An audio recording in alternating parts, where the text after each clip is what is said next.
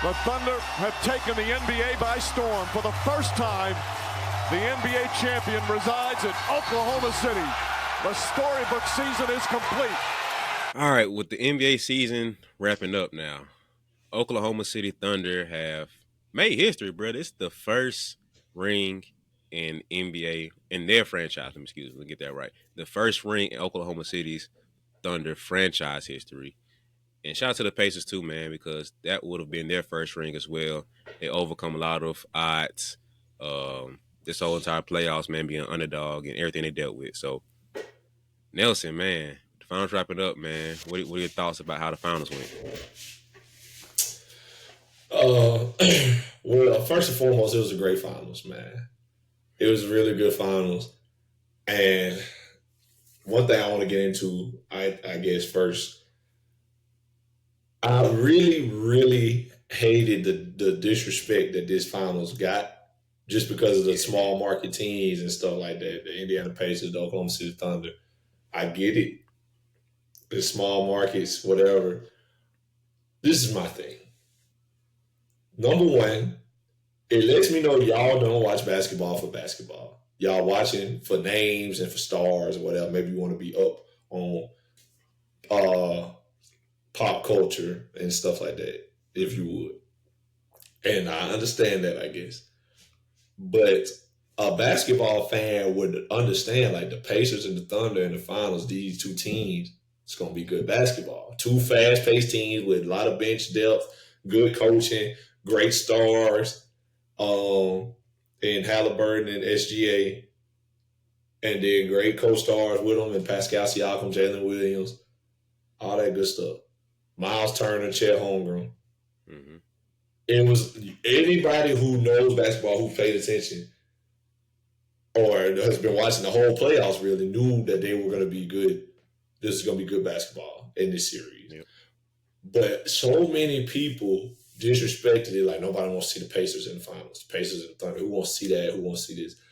People wanted the Knicks to be in just because it's the Knicks. And, you know... And another thing, people, I'm glad I can say this on here. Y'all can take this how you want to. Those of you at home that ain't got no kind of stake in the NBA, ain't never bought no NBA stock or none of that. Those of you bringing up views and saying, oh, did you see the viewership? The viewers is down. Let people not even watching the finals. Let me tell you something. You are a loser. Okay? You're a loser. Why do you care how many people are watching the finals? Are you going to watch the finals? Yes or no? Because you bringing that up or talking about that on the internet or whatever, saying, man, people not even watching the finals, the views is down, this and that. That lets me know you need other people to do things before you want to do it. And take it how you want to take it, you're a loser. Okay? Do you like basketball? Do you want to watch basketball? Well, this is the NBA Finals. It doesn't get more high stakes than this. And you out here talking about people not even watching. The views is down. The views is down. It's because these small markets, this and that. The Pacers. Who wants to watch the Pacers and the Thunder? Why does that matter? If you ain't got no NBA stock, why does that matter? Like, okay, Adam Silver should be at home like, dang, the Pacers and the Thunder, if the Knicks would have been in, that would have been great for business. It's okay for him to say that.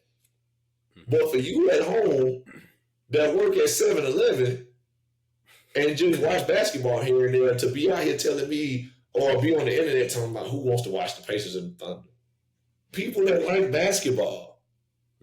Like, stop being a loser, bro. Like, I hate that so much. Like, why do you care? If it got 1.7 billion views a game, every NBA Finals game, would you gonna be like, oh man, I gotta watch the next one if this many people watching it? You're a loser. I'm sorry to tell you, but somebody needed to tell you, because why are you doing that? That bothers me so bad. And then it bothers me even more because I'm watching the game. First game, obviously, Tyrese Halliburton, buzzer beater, Amazing. Great game. They had to come back from down like 17 at one point, whatever it was. Win off a buzzer beater. That's game one of the NBA Finals. Just for me to wake up the next day and people talking about the views. It's just, I don't know, man. I was disappointed in mankind that day. I'm like, bro, what are we doing? What are we talking about? It's good basketball on. But anyway, I'm sorry. I digress. It was a great finals. I thoroughly enjoyed it. I think we got two of the best matchups you can really get for a series, honestly. And hence why I went to 7 games. But disappointed with how it ended, obviously, with the injury to Tyrese Halliburton and everything. But all in all, man, I enjoyed it up until that very ending. So yeah. It was a good finals. Yeah, you said a lot I want to try to circle back to in this episode, so we'll see how this goes. All right, I'm sorry. I get excited. Hey, I'm glad you said that because that opened up something else that I didn't think about. So, finals was good, obviously. Congrats to the Thunder, congrats to the Pacers for giving us really good basketball. Thanks. And like you said, the matchups makes for good fights. Remember, like, I was watching the game with my homegirl, and she was like, man, it was like when it was like second quarter. It was second or third quarter, I can't remember now. It was second quarter. And the Pacers were down. That's when the Thunder had a little run. They got to stretch out. It was like maybe that double digits at that point. Then they came back and it was like 37-26, I think, at that point. And they tied it back to being close, being like the Pacers hit a 3, they went up one like 38-37, something like that. Yeah. And she was like, but it's crazy. It feels like the Thunder should be up more, but the game's close. And I'm thinking about that the whole series. Like every time it's like, bro, the Thunder feel like they should be up by a lot more. But it's like a 1-point game, it's tied. A 2-point game, it's tied. It's like, so then I started thinking, bro, I'm like, Thunder not hitting threes. The Pacers are. That's literally what's keeping them in every game. The Thunder are not hitting threes at all. Like, think about the star players. SJ ain't finna pull up for no 3 like that. J-Dub ain't pulling for 3s like that. Chet ain't pulling for 3s like that. And the role players aren't hitting 3s like that. No, name who's a sniper on the Thunder. You can't. They don't have a sniper like that. So it hurts them to get in a 3-point shooting contest with the Pacers. So you got a whole bunch of hoopers who can shoot the ball, hoopers who can drive and hit mid-range. 2s and 3s, but we're playing a math game now. So it's going to be great defense in 2s and great defense in 3s. That's what kept the Pacers in the game. The pace, they get up and down the floor. A quick turnover, kick it out, 3. We come down the floor. Oh, you missed? Boom, we pushing it, kick it out. Halliburton pushing it, kicking out for 3. TJ going downhill, boom, layup, and 1. Still 3 points. So you have Thunder coming down, SJ doing his thing, mid-range, bumping him off, hitting that. But like, bruh, that's cute. Y'all went on y'all little run, went up 8, hit 2 threes, now we back down 2. So that's how the matchup went. And I'm like, bro, the whole finals felt like the Thunder should be up by more, and they're not. So in basketball context, that's what I saw. It's like, man, the matchup made this be great because both ends are playing great defense. And matter of fact, let me get my soapbox moment. For everybody that says modern day basketball is not physical, you did not watch the finals, bro. You could have not watched this finals and come with that same conclusion. Did y'all see the bumps these boys were going into? Like, bruh, the level of physicality they allowed them to play with was beautiful. That's basketball right there. So for everybody like, oh, the game's so soft, they ain't doing this and doing that. Watch the finals back again and tell me how many fouls they did not call. Tell me. They bumping. These boys coming down the lane, boom, boom. Nothing being called. So that's my soapbox moment for that, man.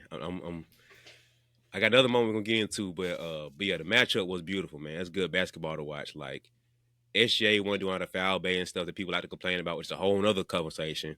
And J-Dub showed his butt off, bro. Like that boy came out, was it game 5, and it's like, hey, Superman right there.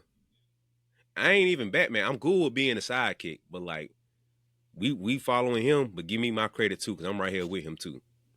So man, this was a good finals, man. Like you said, I hate to see Halle go out like that in the end. But we talked about before, like for me personally, I get it. I understand. But once the game went to game 7, I was like, man, he probably finna be out of there. I ain't want to wish it on him, but like, bro, Game 6 was a stretch because like you come back, I know you're trying to push yourself, and I know he's gonna play. Once I saw I went Game 7, I was like, yeah, buddy. If you come out of the game and healthy, somebody looking out for you, my boy. Win or lose, you won. Like if you came out healthy, you won, my Oh boy. I'm telling God, you, win or lose, you won. you won. And so with him going down like that, it sucks to see, man. But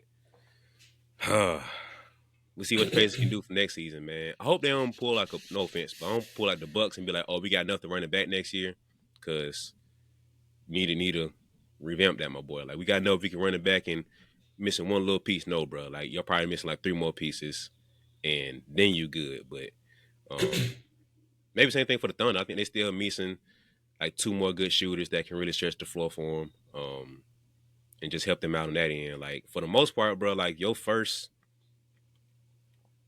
honestly, if I was them, I'm running it back, and I'm getting my wing players, my role players, some shots up in the summer. That's all. Lou Dort, we finna get you that PJ Tucker diet, my boy. Like corner threes for days. We finna put you on that. Oh God, Wallace, boy, knock down shooter this summer. that's what Caruso, I was gonna Cabo, say. we need some more. Like I'm telling you, boy, if your name ain't One of SGA y'all got or to be J-Dub, solid 3-and-D. yes. If your name ain't J-Dub or SGA, rest y'all getting on the gun this summer. I don't care what it is, but we getting some shots because we need some 3-and-D. We need at least two players to come out and stretch the floor for us. But besides that, bro, if I'm them, running back, would you need to get paid? All right. Would you need to get paid too? Running back, development team. Them That's boys, some the snipers beautiful will get thing open. about them because they so young. Mm-hmm. Ain't nobody getting paid. Yep. Ain't nobody getting paid. SGA already paid. J Dub about to get paid, I think. And then Chet, I want to say Chet's still on his rookie deal. So, And and J-Dub, then this is third year. literally, yeah, J Dub about to get paid if he ain't already. And Chet might be getting ready to get paid, but I think he's still on his contract for another year. I'm not 100% sure though. But the rest of them is young boys, like year 4 and under, except for Caruso and Hartenstein. Them the only 2 quote unquote vets. Hartenstein and Caruso. Everybody else like year 4 and under. So it's like all of y'all some babies, bro. So I don't know, man. It's gonna be fun though. It is scary because they can only get better. So now it's just like, okay, how much better can they get? But you 100% right. Case and Wallace, Lou Dort, them guys, on the gun, all season, all season. Hey Dort, if you don't come in here shooting 50% from 3 at practice and 40% in the game, we're gonna have to revisit their contract because we need shooters, knockdown shooters. Your defense, perfect. You was first team all defense, I think. All that good stuff. I know you was all defense, but I couldn't remember if it was first or second. But you all defensive player. So that part of it, we good. We know we got you on that. We need you to knock down these threes. You know when you shoot and the whole crowd goes, ooh, I need more than that. I need more of that. Caruso had a couple good shooting nights, but he ain't even a knockdown shooter. Yeah. Case and Wallace gonna have to become a knockdown shooter. Like if them boys really start hitting threes like that, that's when it's gonna get unstoppable. Because Chet Holmgren gonna get better. Yep. J-Dub and SGA, J-Dub gonna get better. SGA in his prime, he could still get better though, obviously. But them surrounding cast guys, if they start shooting the ball better, it's gonna be a scary team to deal with. And they got a team that's almost like you kind of get the sense that like guys gonna try to stay. Yeah, because they're winning. Part.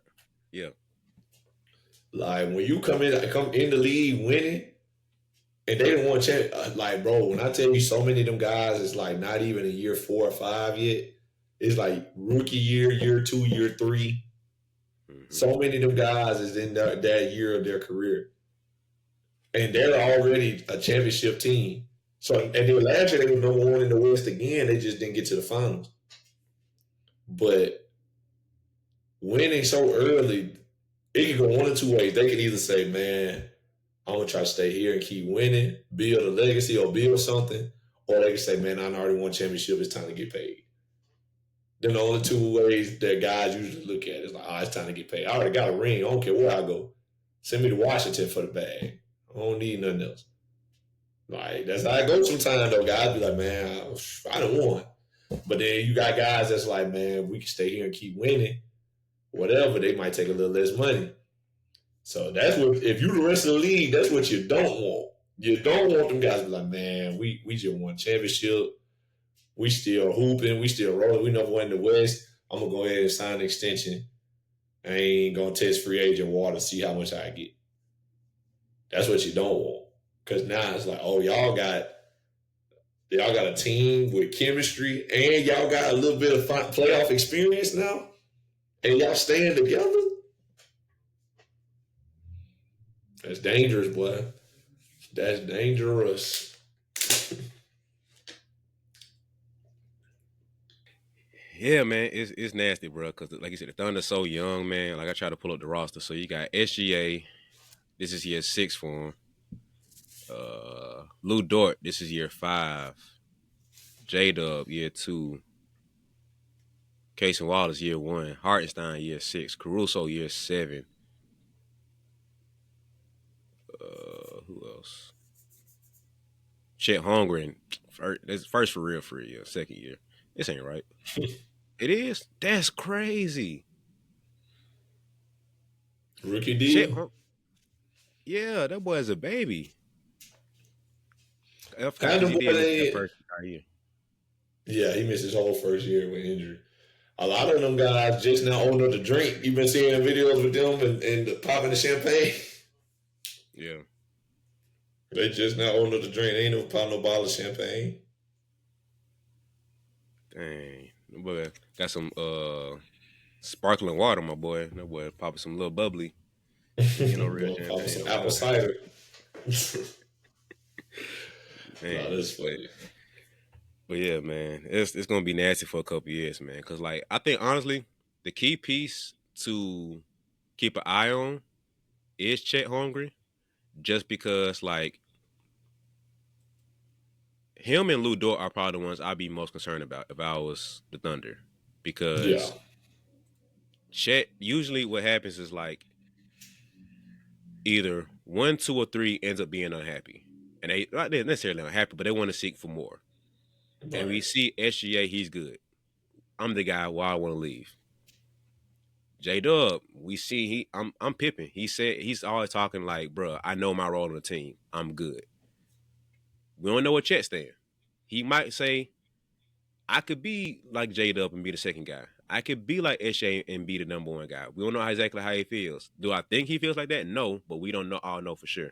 So Chet is the one to watch out for. But like you said before, he's still on a rookie deal, so he ain't going nowhere. He good for the next 2 years at least. So I ain't too worried about that. But Lou Dort is also in that weird spot because, like I said, this is year 6 for him. So he could be in a position of being like, I'm trying to get my bread. So he's the wild card to look out for too. But like, man, my deal finna be up. I don't know what they're looking like, but he could say, if my deal's up, I'm trying to get some bread now. Like I got my ring, I'm trying to get my bread. Y'all respect me as a first team all deal. Like I said, he's defensive team. So he could just be like, I got enough stuff now, I'm trying to get my bag. So those are 2 I'll probably pay attention to the most. I think Caruso good. I don't think he goes anywhere.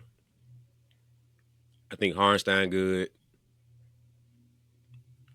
Casey Wallace, bro, this is year 1 for him. He a baby, bro. He ain't going nowhere. So I'm just looking out. If I'm a rival, I'm looking out for them too. Keeping an eye on Chet, keeping an eye on Lou Dort. Trying to pick one of them pieces off to make them fall and build up my team. So this is looking nasty, boy, for the next few years, man. But anything you want to say? Because I do want to piggyback on something else you said. No, man, it's gonna be dangerous for sure. But honestly, I don't see them repeating this next season. Oh no, and, like nobody's repeated since the Warriors with KD, and I don't see that changing. But obviously, it depends on how things shake up in the West and everything. But I don't see them repeating right now, but they definitely gonna be a contender for years. Like, is it out of question that they can repeat? No. Do I think it'll happen? Not necessarily. But they're gonna be contending for years. Because like you said, Chet, rookie deal.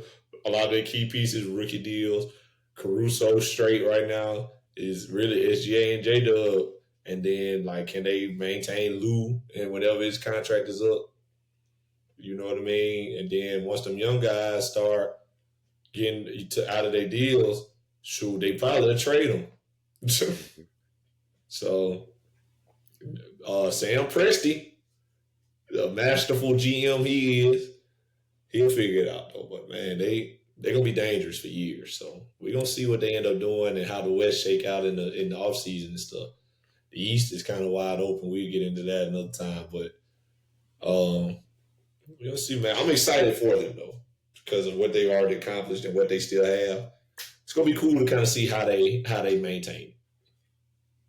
Yeah, because I've always been like a very low key Thunder fan, but it's not because of what people think. It's because if I was a GM and I could structure my team, that's how I want to structure my team. I've always had a thing for like just the athletic, diverse, long guys, just because it's so interchangeable. Defensively, we're handling anything you can throw at us. Offensively, we're a mismatch across the board because you can switch this, but now you're dealing with a 6'6" SGA coming on to pause. Let me bring that back.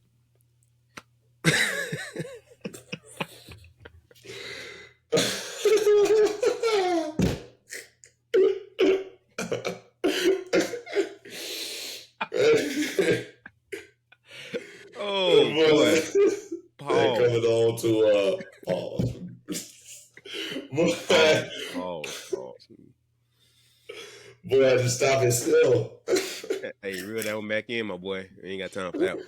But nah. Boy, you was funny. I wouldn't even say that. Hey, I was about to run past, but I was like, I can't let that one slide. Like, nah, pause that one. I said, even I can't let that slide. Oh no, so you got SGA having a 6'2", 6'3" guard switch onto him for defense, right? And so we're just looking at mismatches all across the board, no matter what.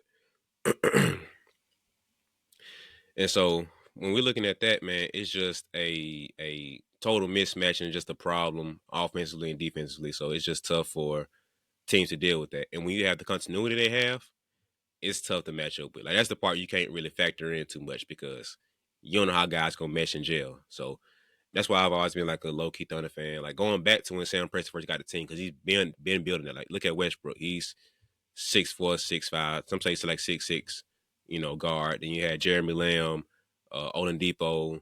All the guards he had was like the long, lanky, some athletic. Kevin Martin, Paul George, like all the guys were the same type of frame. He just couldn't find the right people to fit what he wanted to have.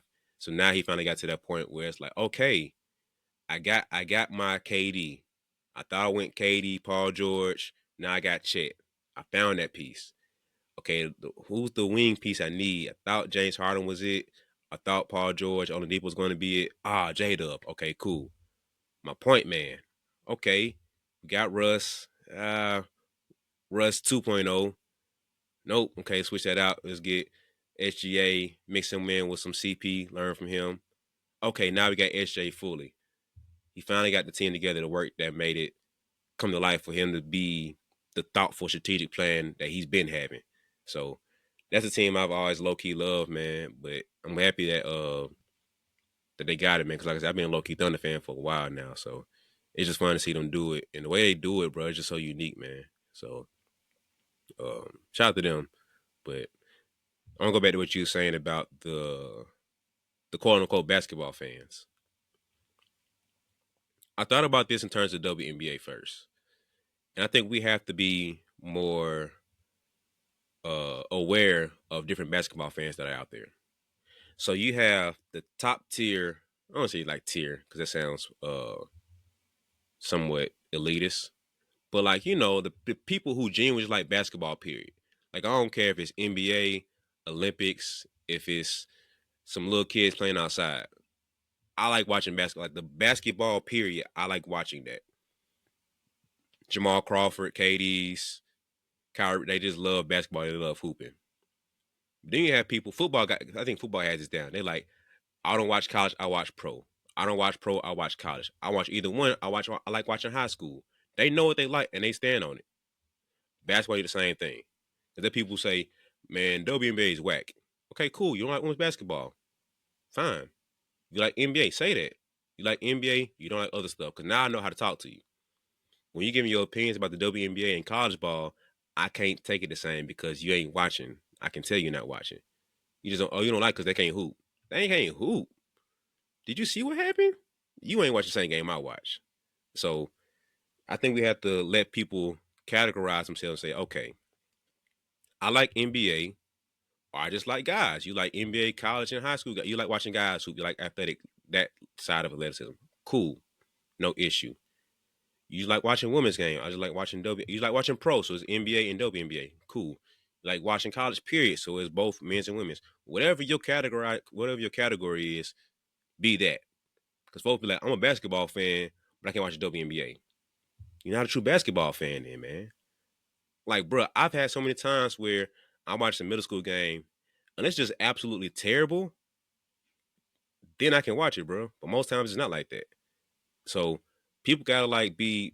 Let's take a little bit more pride in who you are, bro. Like, it's okay. You don't like basketball, it's fine. There's no judgment. The judgment comes when we start talking bad about stuff that you don't know what you're talking about now.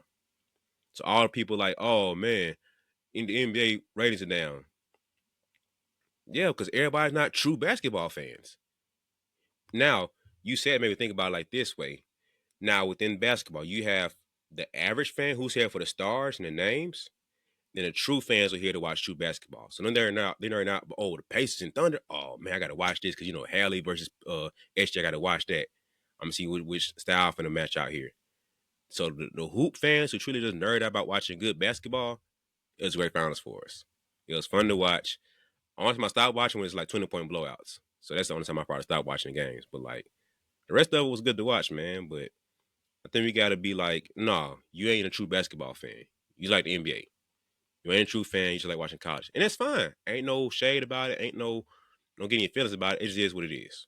You like watching this side of basketball. It's too many different spectrums of it to try to be lumped in one when you're not like that. And it promise you, it ain't no hard feelings, ain't no kicking you out of the community. We got a big building and you only allowed in that hallway right there. That's it. That's where you can go. Don't come all the way out here, don't come over here. That's WNBA. You don't want to watch that. Go back over there with the NBA. That's where you stand. So basketball community, we gotta do better with like let people be in the room they want to be in. Come in with your shirt that gets you labeled over here, and we good. So I've been thinking about that for a while, man. But you saying that helped me realize that like we got a subcategory of like you just like watching names. You just like watching. You're more of the simple name watcher. If it ain't LeBron, Steph Curry, KD, Jokic, Luka, you ain't watching. All right, cool. No big deal. We see where you stand. And so we just gotta like, be smart about the categories that we throw players in or throw fans in because you ain't watching for the game, you watching for the players. Fine. We know where to put you now.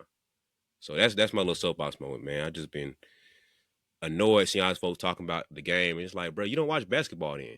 You watch NBA. You don't watch pro, you watch college. Whatever category you in, that's what you watch. So I got tired of seeing that, man. But this finally showed me that too. Just like folks don't just like basketball, and that's fine. You over there, you in that hallway. Don't go over there no more. That's it. That's all it is. I get there are people who like there's a lot of people that are fans of players, like people that are fans of LeBron, Steph Curry fans, Kevin Durant, Giannis, Jokic. I get it.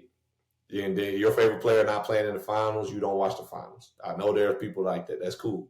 But that lets me know you don't enjoy watching basketball unless you're rooting for that person, for somebody, whatever. Then you got fans of teams. Like I said, some people was like, man, the Knicks should have been in. It would have been better. But better for what? If you're not a Knicks fan, do you just want more people to be watching the game? You just want a bigger fan base to be watching the game? The energy around the Knicks, I guess, because obviously the Knicks have a huge fan base. So you just want a big market team in the finals just for what? For the energy? I'm not really understanding. The Knicks, obviously big fan base. The Lakers, Chicago Bulls got a huge fan base, but what does that do for you if you're not a fan of those teams? And then, so I get there's people who might be fans of those big market teams or whatever, and they or fans of certain teams, and then their team not in the finals, just like, well, I'm not watching. And that would explain a lot of the viewership drop. And I get that. But for you to not be a fan of those teams, because I don't know many Knicks fans down here in the South. I don't know many. So for folks to be around here or anywhere outside of New York or just not a Knicks fan in general, or Lakers fans, whatever, all that good stuff, for them to be like, man, who wants to see the Pacers and the Thunder? Mm-hmm. I just be like, man, what do you not enjoy basketball? That lets me know you don't enjoy good basketball. You really only want to watch the people you want to watch. And I get it, but don't try to talk down on people that watch the finals or are enjoying it, because we actually enjoy basketball. We want to watch good basketball. It ain't about who's playing or what teams or what players. It's about basketball. And obviously for you or for certain people, not you, but for certain people, it's about players. It's about teams. It's not about basketball. You like basketball, but you don't really love basketball. You don't enjoy watching basketball. You want to watch LeBron play. You want to watch Steph Curry play. You want to watch KD play. And I get that. Just like what you said with the W, you don't want to watch the WNBA. You want to watch Caitlin Clark play. Or you want to watch the New York Liberty play because they got a good team. Or you want to watch Asia Wilson play. And that's cool, but don't talk down on people who just want to watch the girls play, or the women play, excuse me. Don't talk down on people who enjoy the women's basketball or the WNBA. Because there's too many people that do that. They'd be like, the W sucks. No, don't do that. It don't suck. You just don't enjoy it. You don't enjoy basketball. So, people really got to stop doing that, man. In both sides. It's bad for the game. Honestly, it's bad for the game. Yeah, I get sick of seeing that, bro. And to go deeper in that, it's like, I appreciate what Caitlin Clark has done. She's brought a lot of eyes that weren't watching before. But it's getting to a point where it's like, Age Reese, let me throw that in too, because it's going to add to it. I appreciate what both of them have done because they brought a lot of eyes to it who were just casual watchers, not really watching as much. So now it's a point where I'm a Caitlin Clark fan, so I'm watching because of her. I'm an Angel Reese fan, so I'm watching because of her. Cool. Your conversations about the game should begin and end there. Do not talk about the Washington Mystics. Don't hear nothing about them. Oh, this team suck. What do you know about them, bro? Tell me. Who's on the roster? Tell me. Okay, you can't. Thank you. Talk about injuries, talk about the sky, and that's it. Talk about Caden Clark, talk about the fever, and that's it. I don't hear nothing else about the league overall, nothing about women's basketball overall, because you're not watching all of that. To have a quality take and input about this stuff requires you actually consuming more than just this player and this team. So I get tired of folks talking about the W, but you ain't even watching the games, bro. You don't have a good scope of, you don't even know Nafisa Collier should be MVP this year. You don't know that because you just know Caitlin Clark, Angel Reese, and maybe Asia. That's all you really know about. Mm-hmm. You don't even know that the Fevers really stacked this team up and got a whole bunch of vets on this team now. DeWanna Bonner. Come on, dog. Come on, man. Y'all ain't talking about the game. Y'all talking about y'all players. So beginning in your conversation right there. When it comes to NBA, you know LeBron. You know Luka. You know Steph. You know KD. Do not talk about all the NBA, the ratings, all this stuff is bad now because you ain't watching the game. The old heads talking about the game ain't physical like it used to be.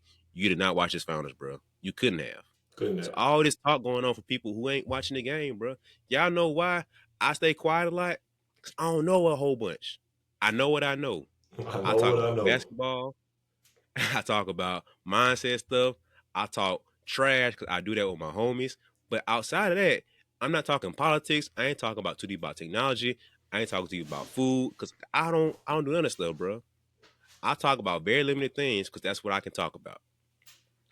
I can talk basketball because I watch basketball, I think basketball, I train basketball, I coach this, you hoop it, You doing this for a living. So we have some slight type of qualities and qualifications to talk about the game. Everybody that just, oh, I watch Angel Reese. Thank you. We support your view of the game and her. But don't talk nothing about anything with Haley Van Lith, the page. Kiki, I don't hear nothing about Aaliyah Edwards, none of that. Natasha Cloud, I don't hear none of that stuff. Because you ain't watching all them. You see little clips and highlights, you hear other folks on social media saying something, so you want to add on to it. Don't do that. Watch the game for yourself. You realize how much more you know when you start watching the game for yourself. This not talking about the finals, bro. We didn't win the whole little. We didn't win left. But, that's all right. We here now. But yeah, I think it need to be said because I'm getting tired of seeing all this stuff, man. But let's talk about SGA, man, because we were talking about that before. So I hit you up during Game 7, and because I want to make sure I wasn't tripping. I was like, bro, is it just me, or does SGA not give the feeling of the best player in the league? And you were like, yeah, he doesn't give that feeling. Because if you look back at the history of the best players, look at the last Finals MVPs. All of them had games, all of them had moments that you just couldn't help but feel like that something about that player right there. Everybody on the court can be pretty good, but that one player just seems to be a couple steps better than everybody else. And the way I kind of test this is like, think about if you don't know too much about basketball. Like if your homegirl don't like basketball like that, watch the games, watch the finals again, and ask her who's the best player. Like you don't know nothing about the game, who's the best player just hands down. I don't think you watching the game looking at SJ and be like, oh, he's hands down the best player. Because you think we know numbers, we know basketball to be like he's the best player. Remove all that stuff. Ask a little kid and be like, who's the best player on the court? I don't know. You might end up busting out saying one of the Pacers play because he going a little flash. He got a little extra little something in his bag. He splash. Oh, it's him. Oh, we topping. He dunking on somebody. Yeah, he the best player. Now go watch Joker in the finals. A lot of people might would have said J-Dub, honestly, just off the field and the watch. J-Dub. Yeah. A lot of people might would have said J-Dub. So I don't know. I'm not trying to tear down SGA. But the basketball fan in me is like, because I like SGA. I like him. That's one of my young guys I like watching.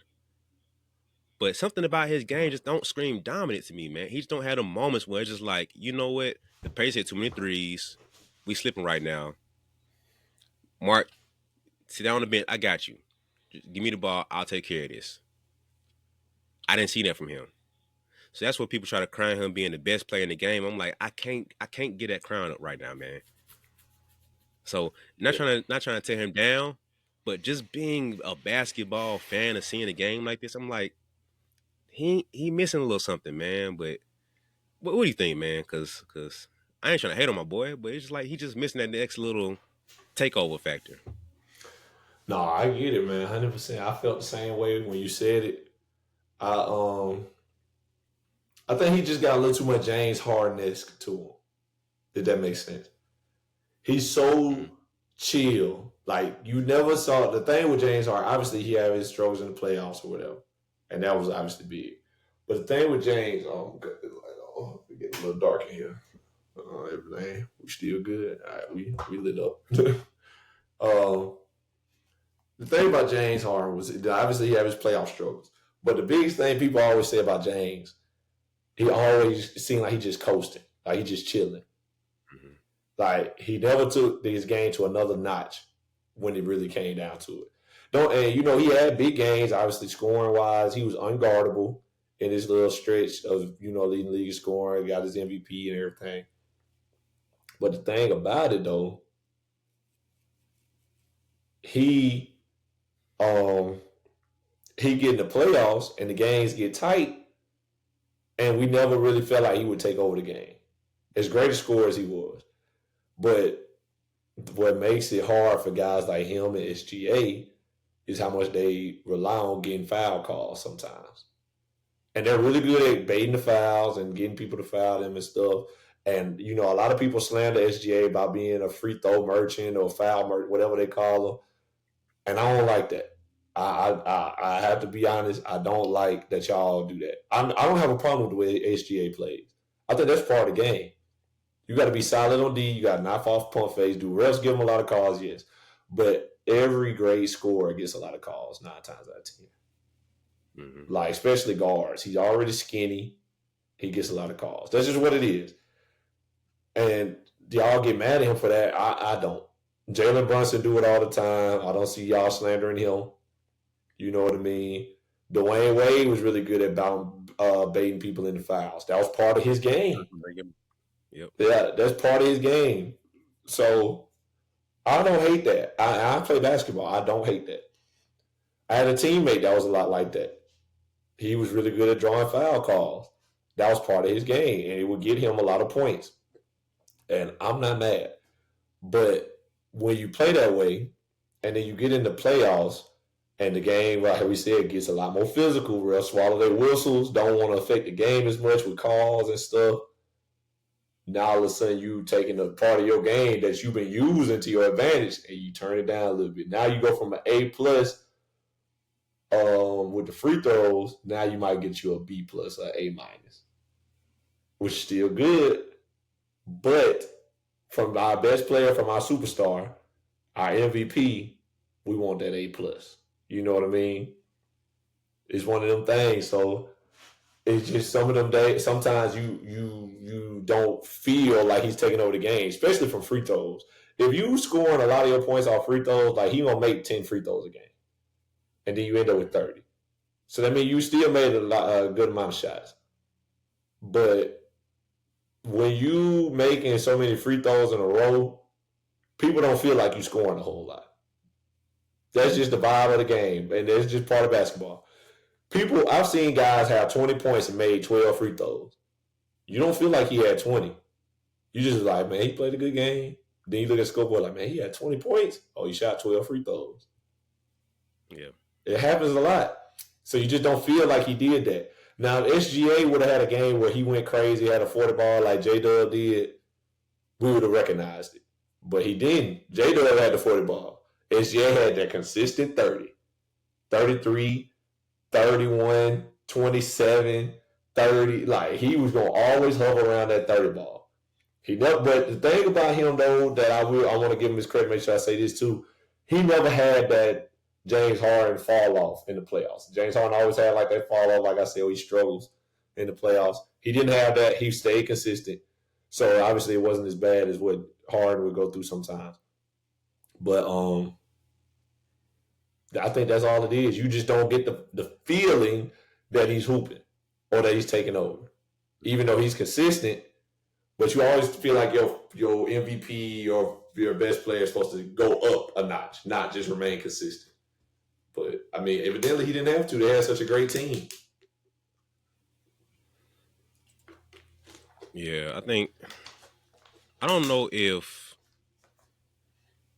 the free throw merchant thing or whatever, people call it, I don't think that's a fair assessment for him because, like you said, like all great scorers, great players, at some point get foul calls. That's just the way the game is. And you look at through history, there are certain players who do tend to turn up the ability to get more fouls. People love throwing SGA out there, but like, let's go back, take a little journey through history. Like you said, D Wade, he was known for having, the 06 finals gave it to him because he got all the foul calls. Like, on one hand, yes. As a D Wade fan, yes. A lot of them fouls was like, I wouldn't call that. But hey, as a Heat fan, right on. Looking at my boy. But it does get to a point where it's like, bro, we have film. We've had the scouting report. Do not jump on the pump fakes. At some point, you got to look at the maps and say, bro, why are you jumping on the pump fakes? It ain't D-Wade's fault. It ain't the ref's fault.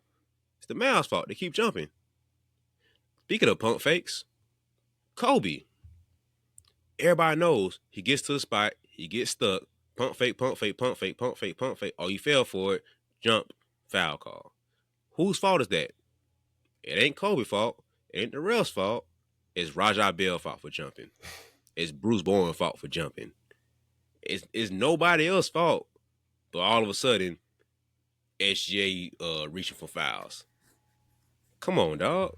At some point, like, bro, when James Harden got played defense against him with folks with his hands behind his back, that was the craziest thing I probably ever seen in basketball, bro. Not like no lie. Crazy. That's probably the craziest thing I've seen. So it gets to a point where it's like the defense has to adjust at some point, bro. Like, because if you want to sit there and look at every foul call, all of it ain't just foul baiting. Some of it is being smart and taking advantage of the situation. Some of it is enhancing a call. Some of it is bad defense. And if you, okay, let's play the other game with this. Like, take SGA's free throws away. He's still putting up 20. Facts. And there are some games he ain't getting to the line. He's still putting up 30. So you can't sit here and act like his whole game is based off of that. He's a physical dude, so he's going to get some. But his whole game is not living out off the free throws. It just looks a little different sometimes. Because I think there was some game, it might have been the finals where it was like, this is only his first time to the line. Like a third or fourth attempt to the line. Yeah. Like third quarter. And it's like, and I pulled up the numbers. He, oh dang, where'd it go? Points. So in the finals, is game one? Yeah, so game one, he had 38, 34, 24, 35, 31, 21, 29. Free throw attempts. In game one, he had 8, 7 for 8. Game 2, 11 for 12. Game 3, 5 for 6, 10 for 10, 13 for 14, 7 for 8, and 11 for 12. It's pretty regular. And then one thing also, he never had no crazy free throw numbers. And another thing that gets me too, like how we talk about y'all ain't watching the games. This man, they'll win a game. And like if you one of them games, this happened. He shoot 12 free throws, 13 free throws, whatever. People on the internet, SGA made 13 free throws. This bad. Of course they won. Whole time they was winning. It was a close game. And what happens? They got a foul intentionally. And they giving the ball to SGA because he can make free throws. And then he ends up shooting 4 or 5 more free throws, whatever the case may be. Sometimes even 6. Now you done went from shooting 6 free throws for the whole game. Now you just shot 10, 12, whatever. Mm-hmm. And then people on the internet talking about SGA shot this many free throws. They literally intentionally fouled him the last minute of the game. And you're on the internet complaining about how many free throws he shot. Like, if y'all was to win the game or be winning in crunch time, I mean, the other team, I ain't going to say y'all. If the other team were to be winning the game in crunch time, he would have shot 6 free throws. Mm-hmm. That's just basketball. But y'all not watching the game. You're looking at the stat sheets and then getting on the internet talking about, look how many free throws SGA shot. Like, bro. Like, come on, man. Like, y'all not watching the games. You're just upset about a narrative and that you're helping to spread.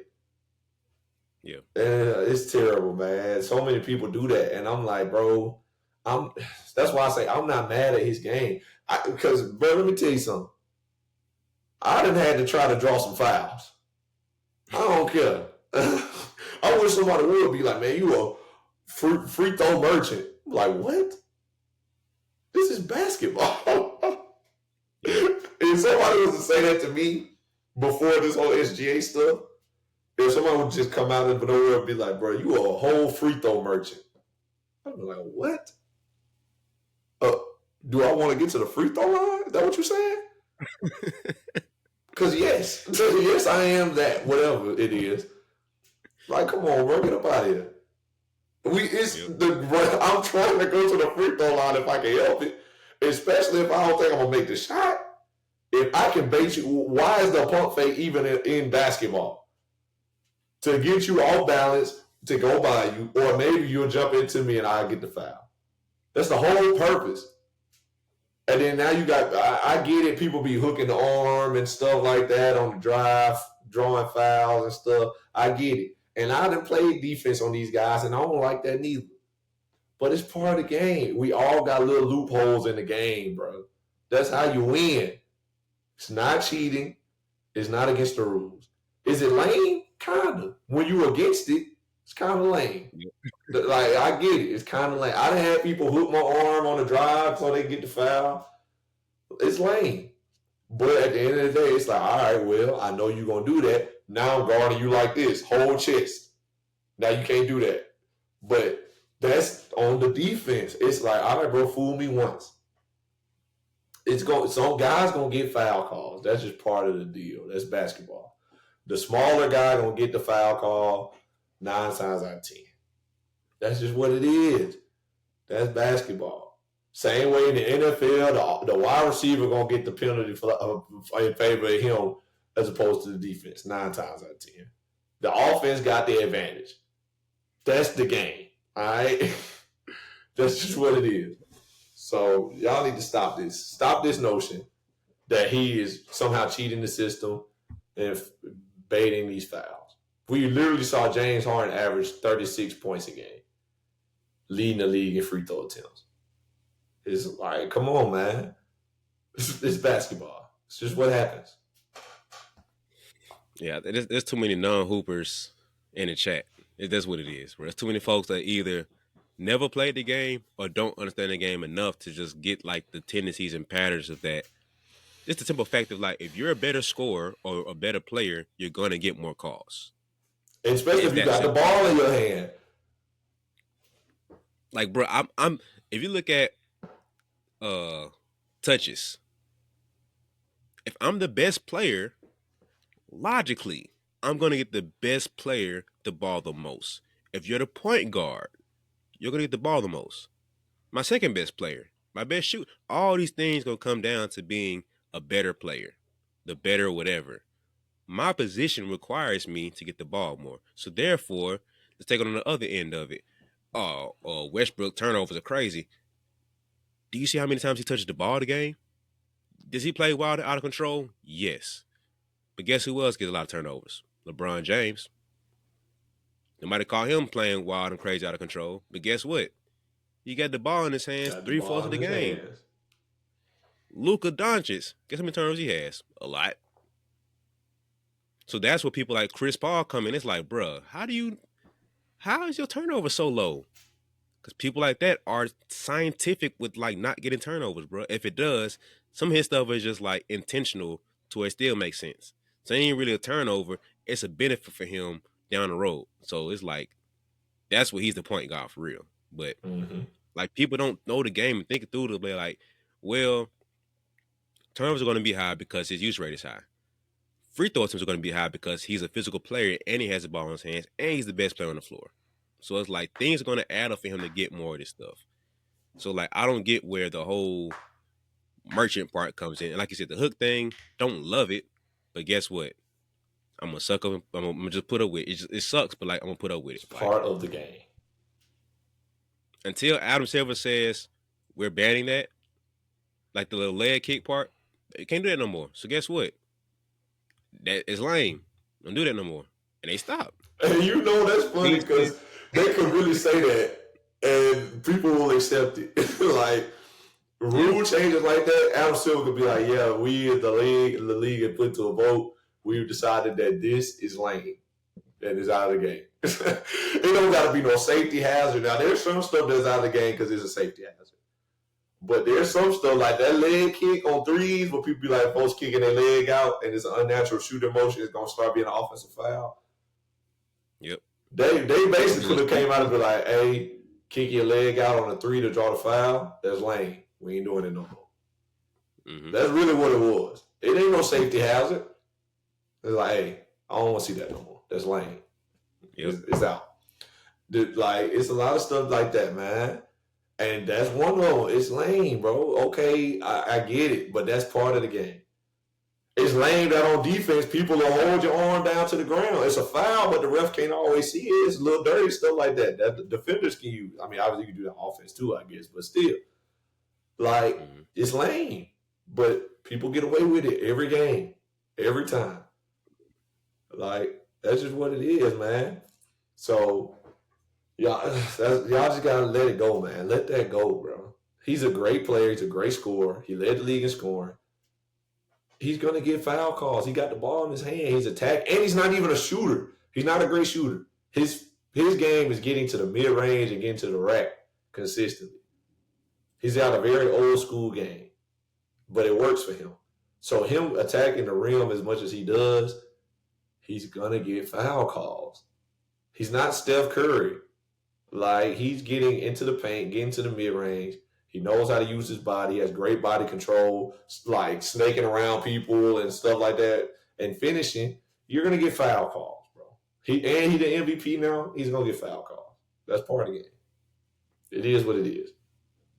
So, bro, I'm looking at his numbers, bro. Guess what his 3-point percentage was for the playoffs? How much? Guess. 35? You being generous, my boy. 28. Yeesh. He's not a shooter. Averaging 30-something. Not even hitting threes. Yeah, so it's just folks don't.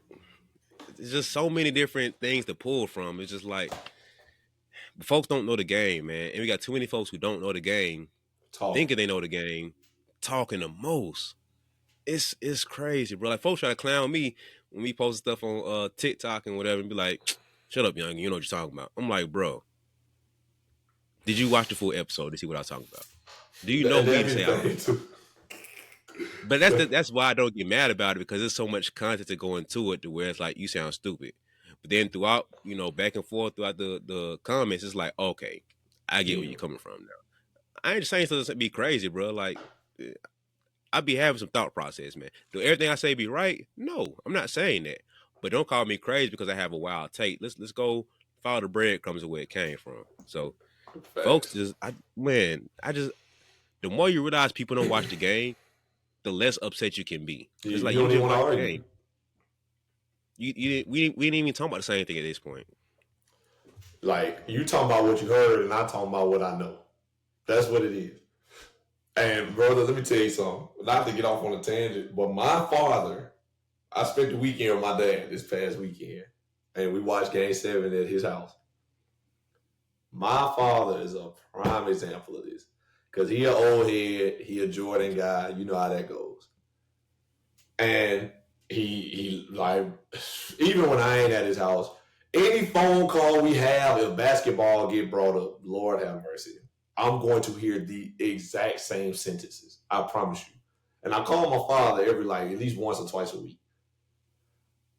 He gonna always say, let me tell you, there's gonna be these couple phrases that I'm gonna hear if basketball ever get brought up. He gonna say something to the effect of, that's like Jordan. When he say it, start a sentence with, that's like Jordan, and then go off into that tangent,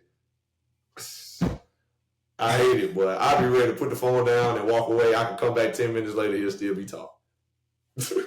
And then, but he also loves to throw out people my age and older around my, like, we don't even watch basketball like that no more. It's just, basketball ain't what it used to be. This and that, this and that. He will say that all the time. But then will come around and say something to the effect of LeBron cannot be better than Jordan because of this and because of that. Bron just doing things because he know these longevity records. The only way he gonna pass Michael Jordan, this and that. And then I hit him with, Pop, how can you? He didn't been one of them guys that talk bad about Steph Curry, saying all he do is shoot threes, this and that. He wanted them. And then I hit him with, Pop, how can you speak on the game when you openly tell me all the time you and people your age don't watch the games no more? If y'all don't watch the games, why you always got something to say about it and how bad it is? You just know it's bad. My gut just tells me it's bad. I ain't got to watch it. That's what you telling me. Because you openly tell me every day you and people your age don't watch the games. But then got so much to say about how the game is played. You don't even watch. You're not even watching. And I say the same thing about you. Like when he talk about the game ain't physical, people don't play defense, this and that. And I say, Dad, you gotta watch the playoffs and stuff like that. The playoffs is much more physical than the regular season, this and that. And I said the same thing in the Olympics. Posh, you got to watch the Olympics. It's good basketball going on. It's beautiful, bro. Like, that was the worst one to me. That's when I was really blowed. Because I was like, Pops, the Olympics? Olympic basketball? You complaining? And then he had the nerve to be, I ain't trying to get off on, on tangent about my father, but he had the nerve to be like, the Team USA barely beat Serbia. They only got one NBA player, two NBA players. I said, Pop, did you watch the games? Like, I'll be really like trying to contain myself when he say stuff like that. Because obviously it's my dad. I ain't trying to get disrespectful or loud, but I'm like, Pop, you don't watch the games. Stop speaking on these teams and players when you don't watch it. You don't even watch it. I get they got two NBA players, but if you watch the game and see the way they played, you would understand why they almost won. Mm-hmm. Like, having talent does not equal having a great team. And having a great team does not always equal having the most talent. This is about team. This is a team sport. All you know is Michael Jordan and the Dream Team. They beat everybody by this much. They had to call a timeout. Whole time, they didn't even see an NBA player. Like, I think they saw like 12 guys total or something like that.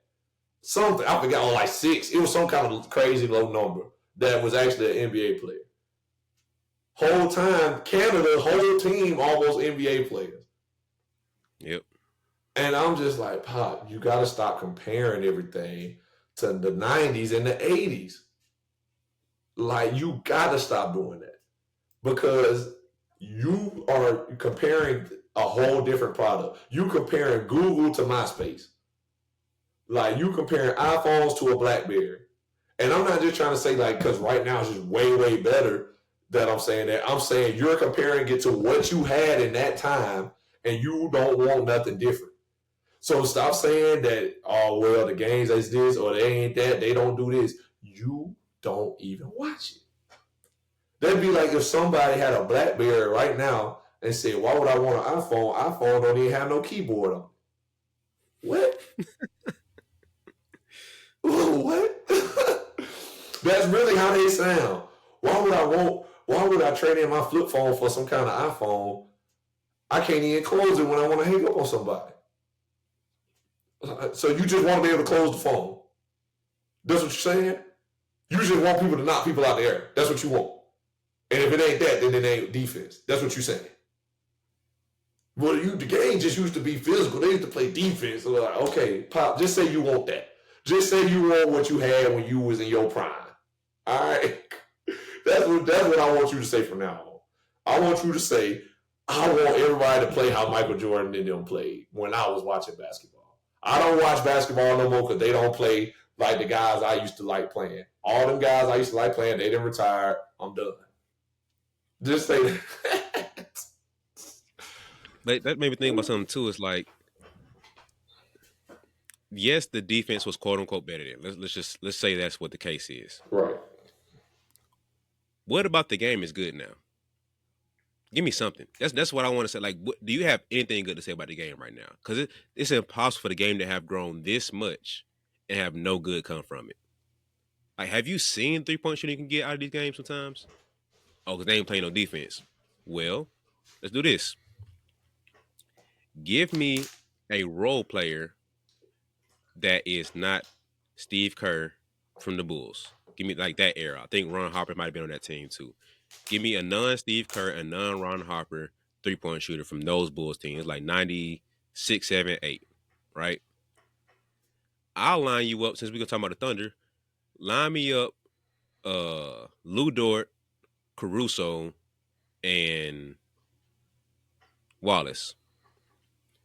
Put all of them in an empty gym. Guarantee them Thunder boys shooting the lights out. Man, shooting about the gym. I'm talking about Oh, we can empty the clip. Brick. It's like I'm talking about embarrassing, bro. Like, bro, are y'all done shooting yet? Like, just because they don't transfer to the game, I mean they can't shoot. So that's why I'm like, they can shoot. I don't think it always computes on how it translates to today's game being so beautiful in that sense. Now, do I love all 3-point shooting? No. I'm from that era with mid range, like SGA game is what I grew up watching. AI, Chris Paul, J Kidd, Steve Nash, Kobe, Right. Wade. That's my era I grew up watching. So yes, I do love that a little bit more. But at the same time, I can appreciate Steph Curry today. I can appreciate Clay. I can appreciate Trey Young. I can appreciate that.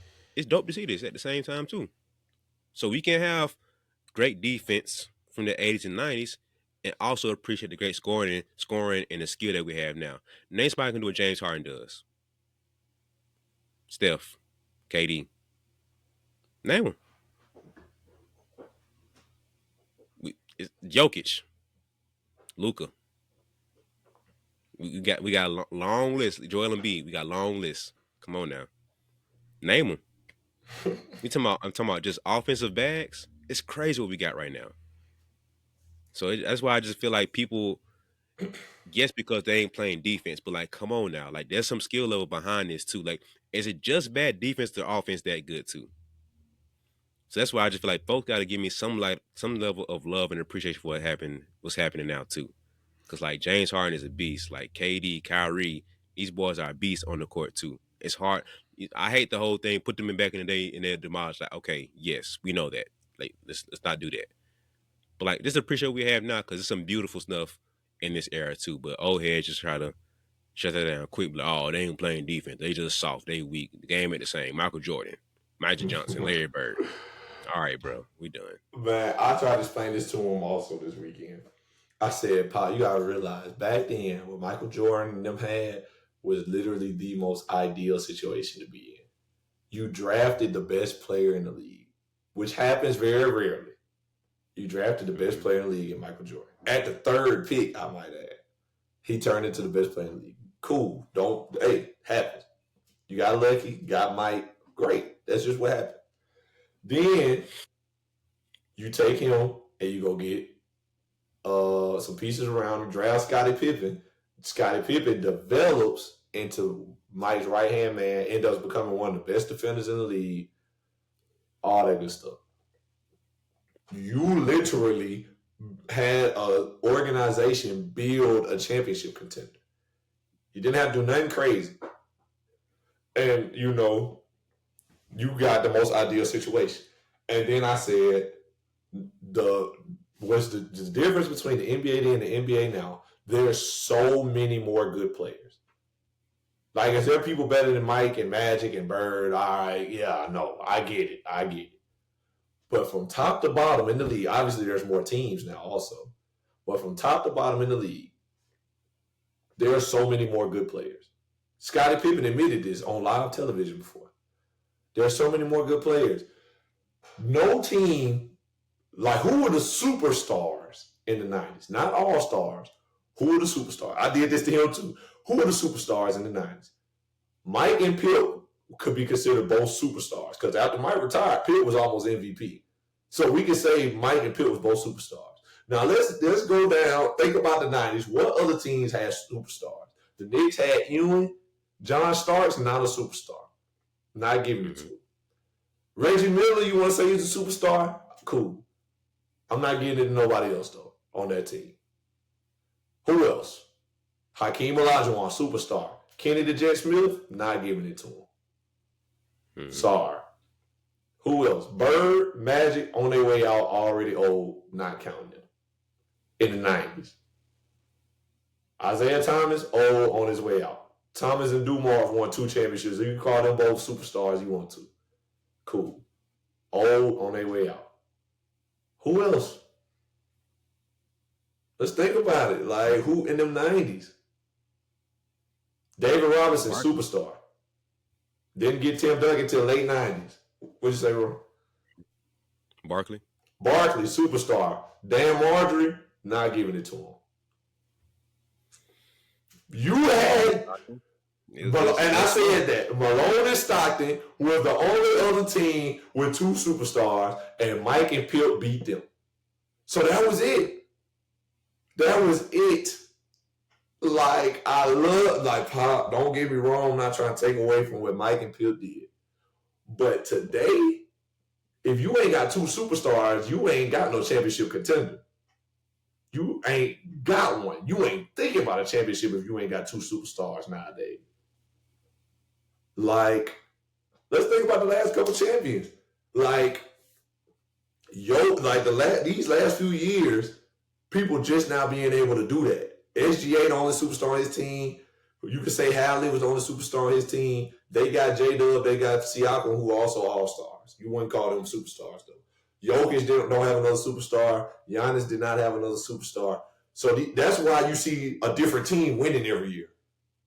But before that, Bron and Wade, Bron and Kyrie, Steph and Clay and Dre, Steph and KD. Them was the teams winning consistently. Tim Duncan and his crew. And Kawhi Leonard obviously became a superstar. Like, come on, man. Tim Duncan and David Robinson. Shaq and Kobe. Kobe and Powell, they I want to say they had two superstars. Andrew Bynum, though, was like the next biggest center, the best center in the league.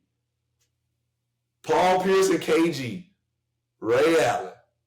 You was not thinking about winning no title. KD, Russ, James Harden, they made it to the finals, obviously. But, like, you was not thinking about winning no championship. These last probably, like, before these last couple finals in the 2020 started, you was not thinking about winning no championship if you ain't have two superstars. That's just what it was. Mike and Pip had two superstars, and they ran the league for a decade. That's just the difference, bro. It's so many good players. So many good players. You can't compare the eras. There's so many good players now. Yeah. I think one thing that I've kind of grown to is, like, we got to stop calling everybody superstars, too. Like, I think we might have had an episode on this. I don't remember. I know we talked about it, but I don't remember we actually recorded this. But, like, superstars is a very, very slim list. Like, we got to stop calling best player. Just because he's the best player on his team does not make him a superstar. Like, going back to Reggie Miller. Best player on the Pacers, but is he a superstar? I don't know. I don't know. Yes, he's the best player. Somebody got to be the best player on the team. Somebody has to. By odds, somebody got to be the one that's better than the others. But is he a superstar, though? We're looking. So I think we got to find, like, there's all-star, something else, and then superstar. There's something in that middle ground that we got to start. We got to come up with a name for that. That's where a lot of players lie. It's a great player.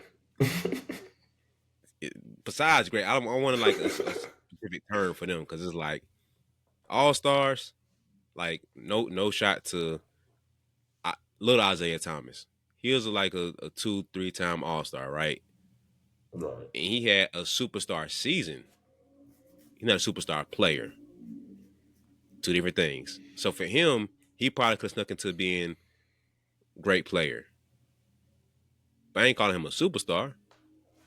So that's like a little tangent. We might have to come back and double back on that for another episode. But we gotta stop calling everybody superstars, bro. Like, everybody, they ain't built like that. Like, superstars, we gotta like everything ain't classic. Every rap album ain't a classic. Every NBA player's not a superstar. Like, we gotta stop doing that, man. But one thing I do want to touch on with SGA is saw some people saying that SGA should have the crown of being the best player in the NBA.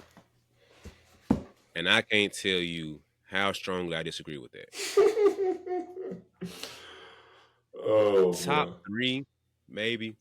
Top 5 at worst. But number 1, I'm sorry. And once again, I'm not trying to tear your boy down, because I like him. I really enjoy SGA. He's one of my young guys that I've grown to be a fan of. But he's not number 1. I can't, because, like, yes, he has the numbers. He's the best player on the best team. Cool. that doesn't make him a more dominant and better player than other players I've seen. So until Jokic start, I'm of the mindset of you're number one until you're not number one. It ain't just me giving the crown away because of some circumstance. Like, no, you're number one, and you've been number one until that thing get taken from you or you slip and drop it. So right now, Jokic still that guy for me. Until SJ just punch me in the mouth and take it from him, I can't just hand the crown over that easy. So in terms of being the best player in the NBA, for me, Nikola Jokic is still number one. SGA had the best season last year, obviously, MVP, Finals MVP, which is another conversation we're going to get into because I ain't trying to sound like a SGA hater. But Jokic is number one for me right now. But how do you feel about handing him the crown of being number one guy? Just because he rating Finals MVP and he won regular season MVP as well. Reigning champ, Finals MVP. So is that automatically a crown to being the best player, or is there more to it than that for you? It's definitely more to it than that to me. I think SGA solidified himself top three. I think he definitely solidified as a superstar. I'm sure most people he probably was considered a superstar before this anyway. But I think he obviously solidified himself top three. And that top three for me is Giannis, Jokic, him. Luka was in there. I think a lot of people had Luka over him. Luka don't have the MVP though. So that's tough. So now it's like right now. Yeah. Facts. He can't be top three for me right now. But when you talk about the best player in the league, it's got to be more than just, all right, he won championship. Because if that was the case, Steph Curry would have been the best player in the league. He beat LeBron head up twice. Mm-hmm. But we never thought he was better than LeBron. Same thing with KD when the Warriors went there. I mean, when KD went to the Warriors, we wasn't calling KD better than LeBron. You know what I mean? It's just one of them things, man. Like, a championship is a team accomplishment. It takes a team to win. And I said this to you when we got to talk about SGA not taking over or the feeling that he's just not, the best player on the floor at times and stuff. It's the fact of, like, okay, when we in these situations, I need to be able to feel that you're the best player on the floor. You know what I mean? It should be abundantly clear to most people. But the thing about the Thunder, we don't look at the Thunder winning as like, man, SGA took them boys to a title. Even though he the MVP and Finals MVP, nobody ever really said, man, SGA took them to a championship.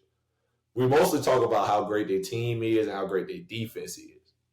Because the team and the defense is really, really good, like historically great, statistically. Yeah. And that's kind of what the narrative is. We don't really say, oh, man, the way SGA got these boys to a championship and this and that. We don't really say that. And I'm one of them guys. I don't say that neither. I'm like, just a good team. And even with the Halliburton injury, people can feel the way they feel. Obviously, it's terrible. We don't want to see a game played out like that in the finals. And who knows what would have happened if he was healthy, because he was hooping before he got hurt. So we don't know what would have happened. But I can't take that and then diminish the accomplishment. You know what I mean? They won the ship. SGA played well. He did everything he was supposed to do. He deserved Finals MVP. That team deserved it.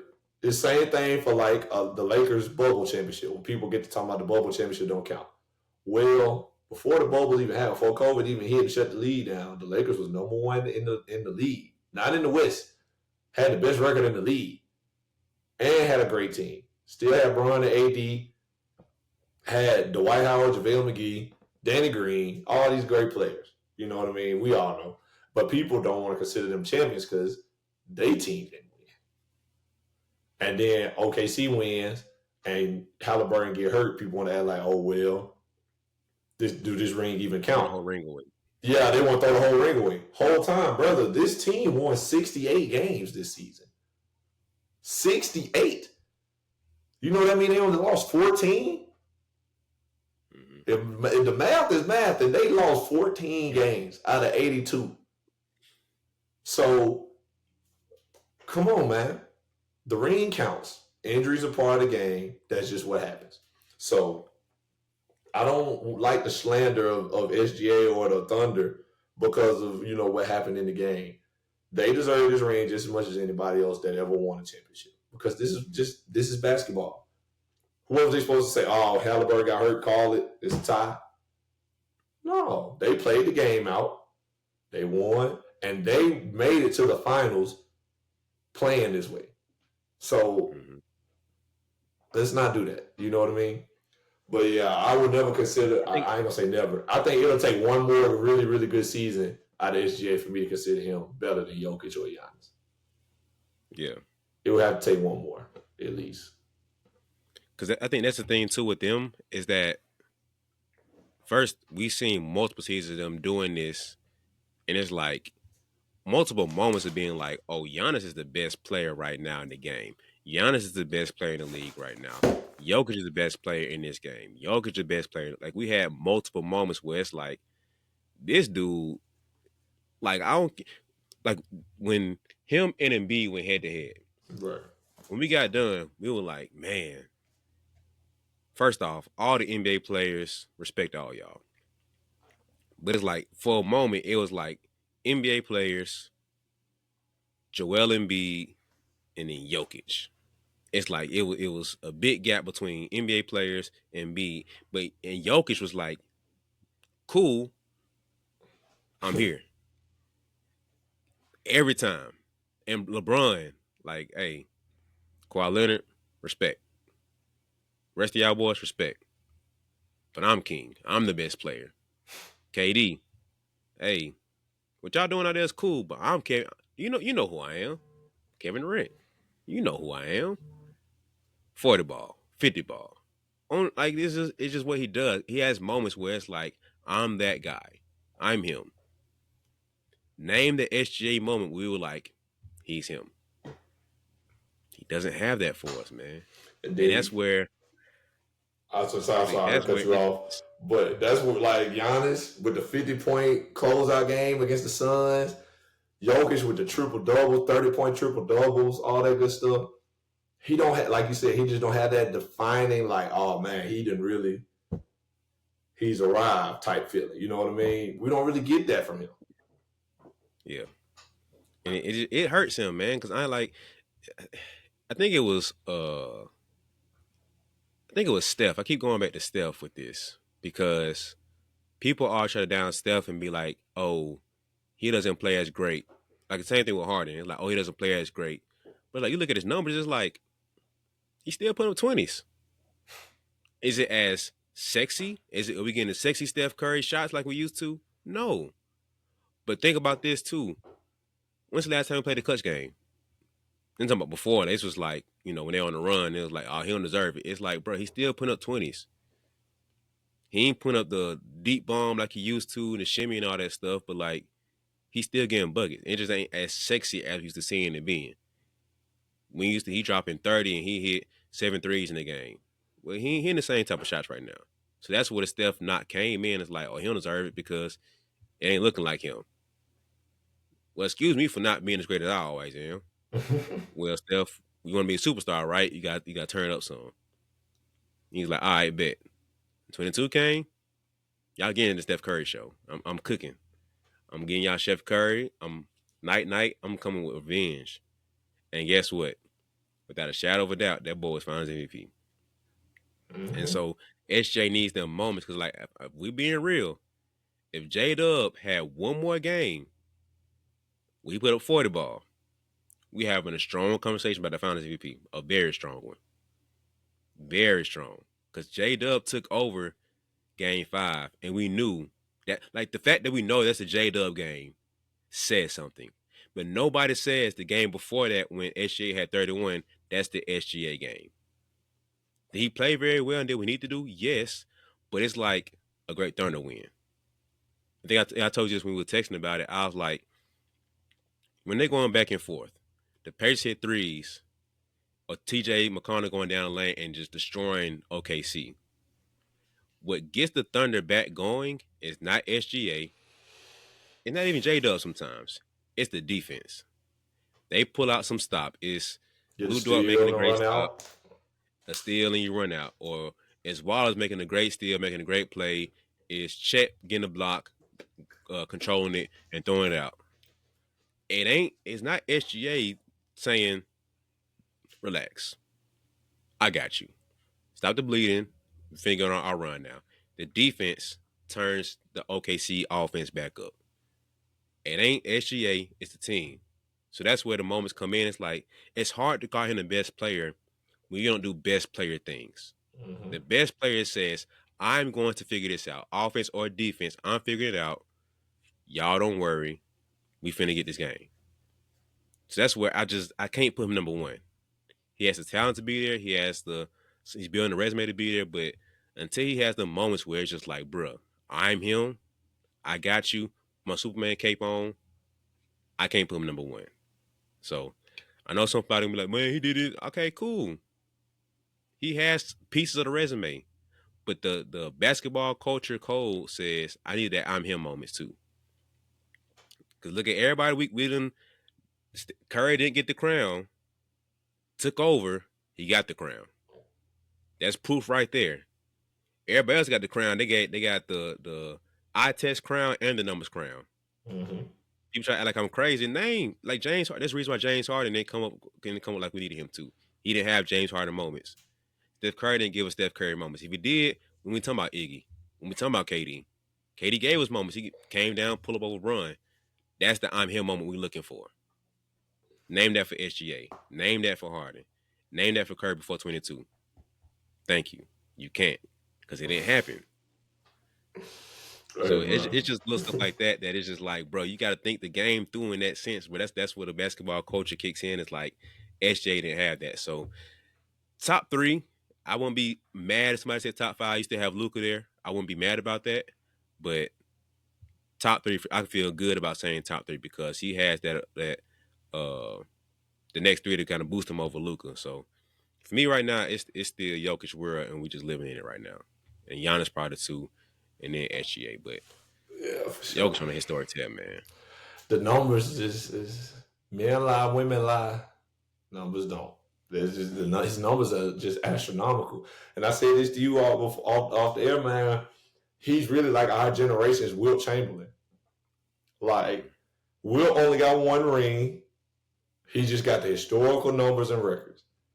And I'm not saying Jokic will only win one ring. He is obviously very much on the table that he wins more. But I'm sure they thought the same thing for Wilt. Like, they probably was like, man, Wilt gonna get him a ring.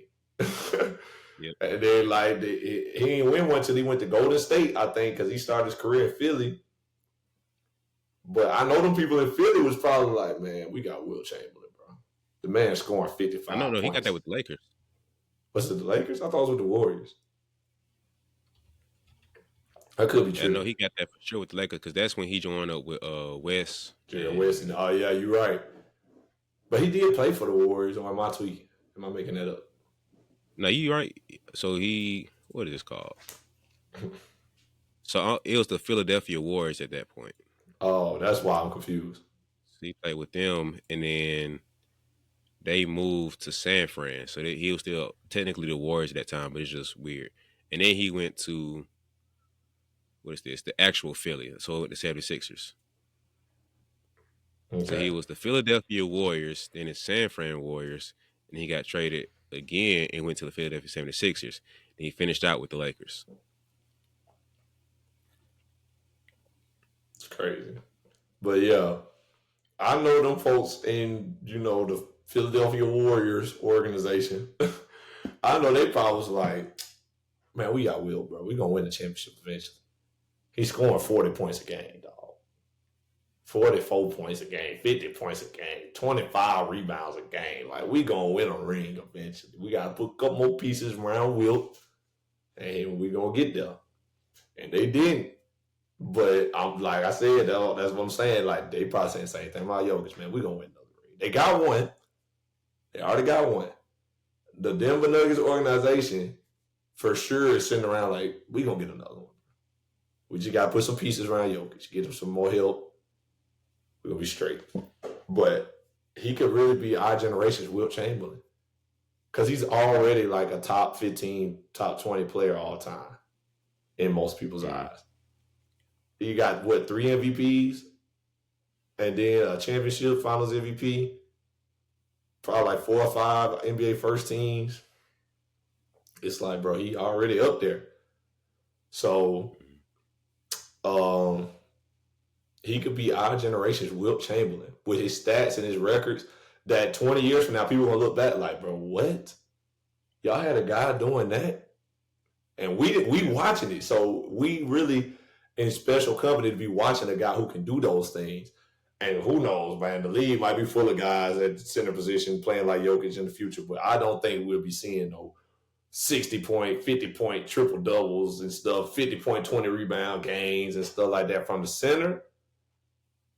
I don't think we're gonna see that very often, man, or ever again, possibly. So he could be that. He could be the Wilt Chamberlain of our generation for sure. And I said that first. So y'all remember I said that. If you hear somebody else say he like our Wilt Chamberlain, they stole it from me. All right, I came up with that. I'll just let y'all know. I'm gonna help you out a little bit. I'm gonna help you out. So he won his first ring with the Philadelphia 76ers. Okay. And he won the second one with the Lakers. So he got 2 of them, and he won Finals MVP with the one with the Lakers. Okay. That makes sense. Yeah. So he got 2 rings, 1 Finals MVP, and I think he had like 4 MVPs. I forgot what he said. Go back. Yeah, 4-time MVP, 2-time champ, 1 with the 76ers and 1 with the Lakers, and he won Finals MVP with the Lakers. So yeah, and I think let's go, if we comparing him to Jokic, I think his resume pretty much gonna be pretty much the same. Yeah. 3-time MVP, champ, and of course Finals MVP. So he need 1 more MVP and 1 more ring, and he's right there. But more than likely, if he get the next ring, he probably gonna have that Finals MVP too. So he right up there, man. Like, I don't think folks understand how much of a historic juggernaut Jokic is. When you put it the context being like, well, it makes sense because it's like, dang, you got the numbers, you got this dominant presence. It's like, bro, how this sloth of an NBA player putting all this stuff? If we told him like we ain't had the film, like we ain't got the film of Will, man, it'll make sense if you said Dwight Howard was doing this, or if Shaq did this. It's like, okay, that makes sense. The dude that can't jump, that can't run, he don't move. How is he putting a triple double like that? How he putting up 60 points? How are y'all not stopping him? He's supposed to be the most athletic generation of our time ever, and you can't stop a sloth over. You can't stop this little old man game. Facts. Old man, LA Fitness. I used to be pro. Look at the film. That boy is unstoppable, man. But yeah, Jokic is that guy, man. Anything else? Because I want to end this on a fun note. Go back to what we were talking about before. Oh, brother, that's all I had to say. Wilt Chamberlain, right. Nikola Jokic. You heard it here first. But I know I've seen this online a little bit, but I got something else to add to it too.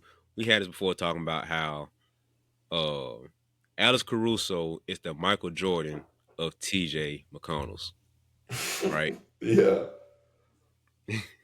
So I was like, bruh, Matthew Dellavedova, Caruso, you hit me with Derek White. And I was like, ooh.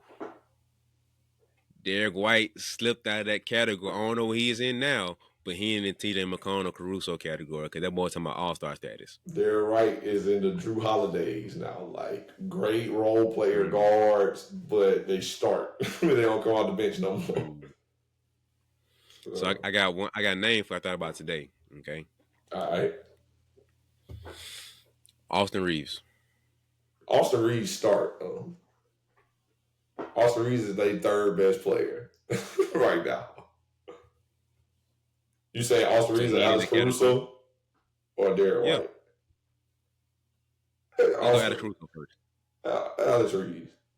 Austin Reeves, I'm sorry, I mixed their names. Austin Reeves. So now him or Derek White? See, now that's tough. I ain't gonna lie to you. It shouldn't be. It should just be But Austin it is. Reeves, but it is because honestly, I feel like we're gonna see this season.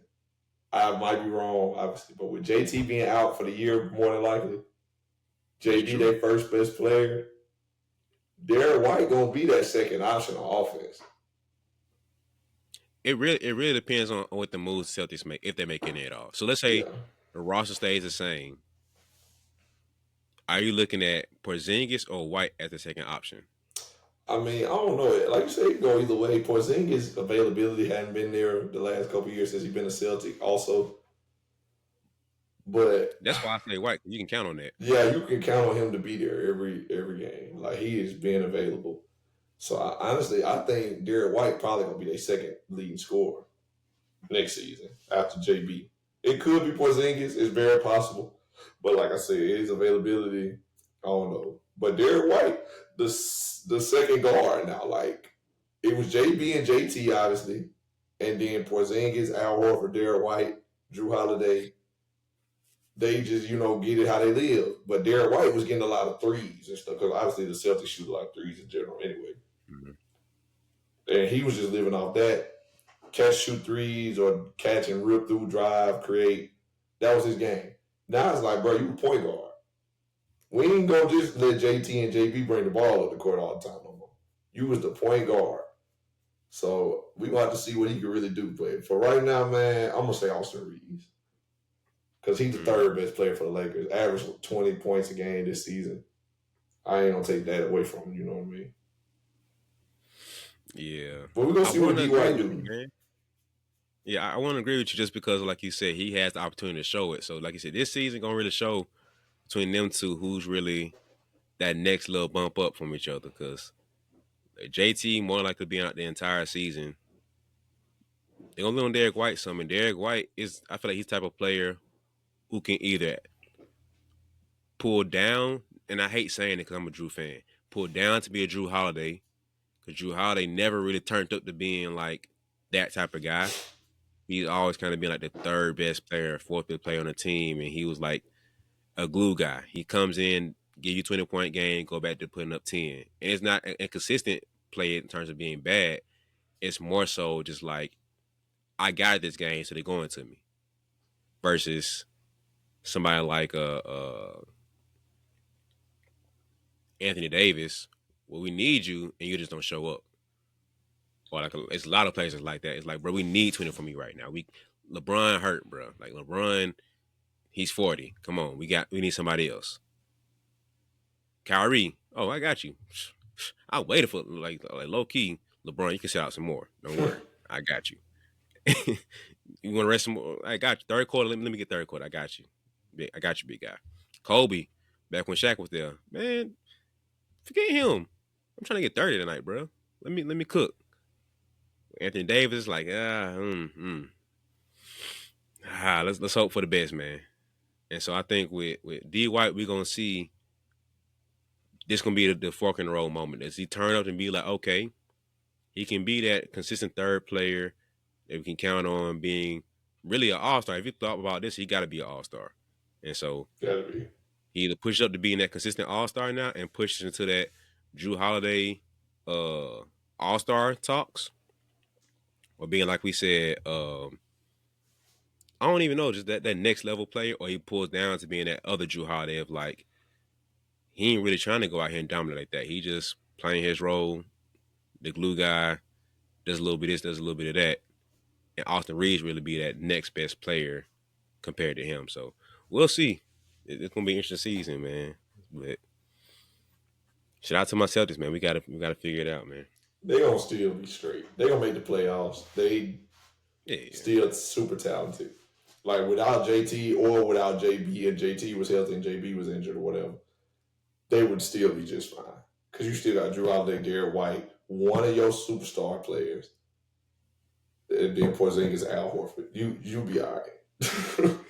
So they're gonna still make the playoffs, especially this upcoming season. This upcoming season in the East, who knows, man? I don't know what it's gonna look like. Because you talking about Pacers without Halliburton, Celtics without Tatum, Bucks without Dame, and who else? I'm missing one.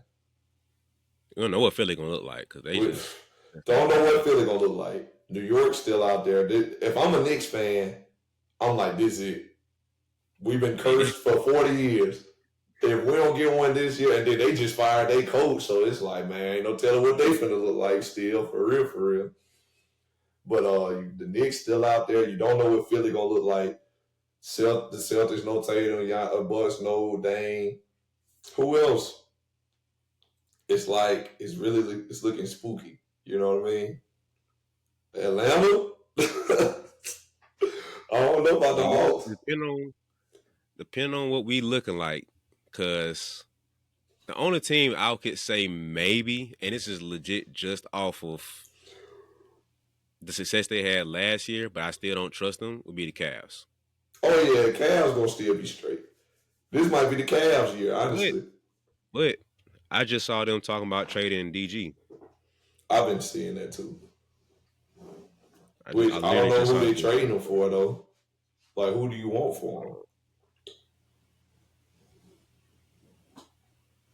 I think I might have just. Oh, it's another DG. Never mind.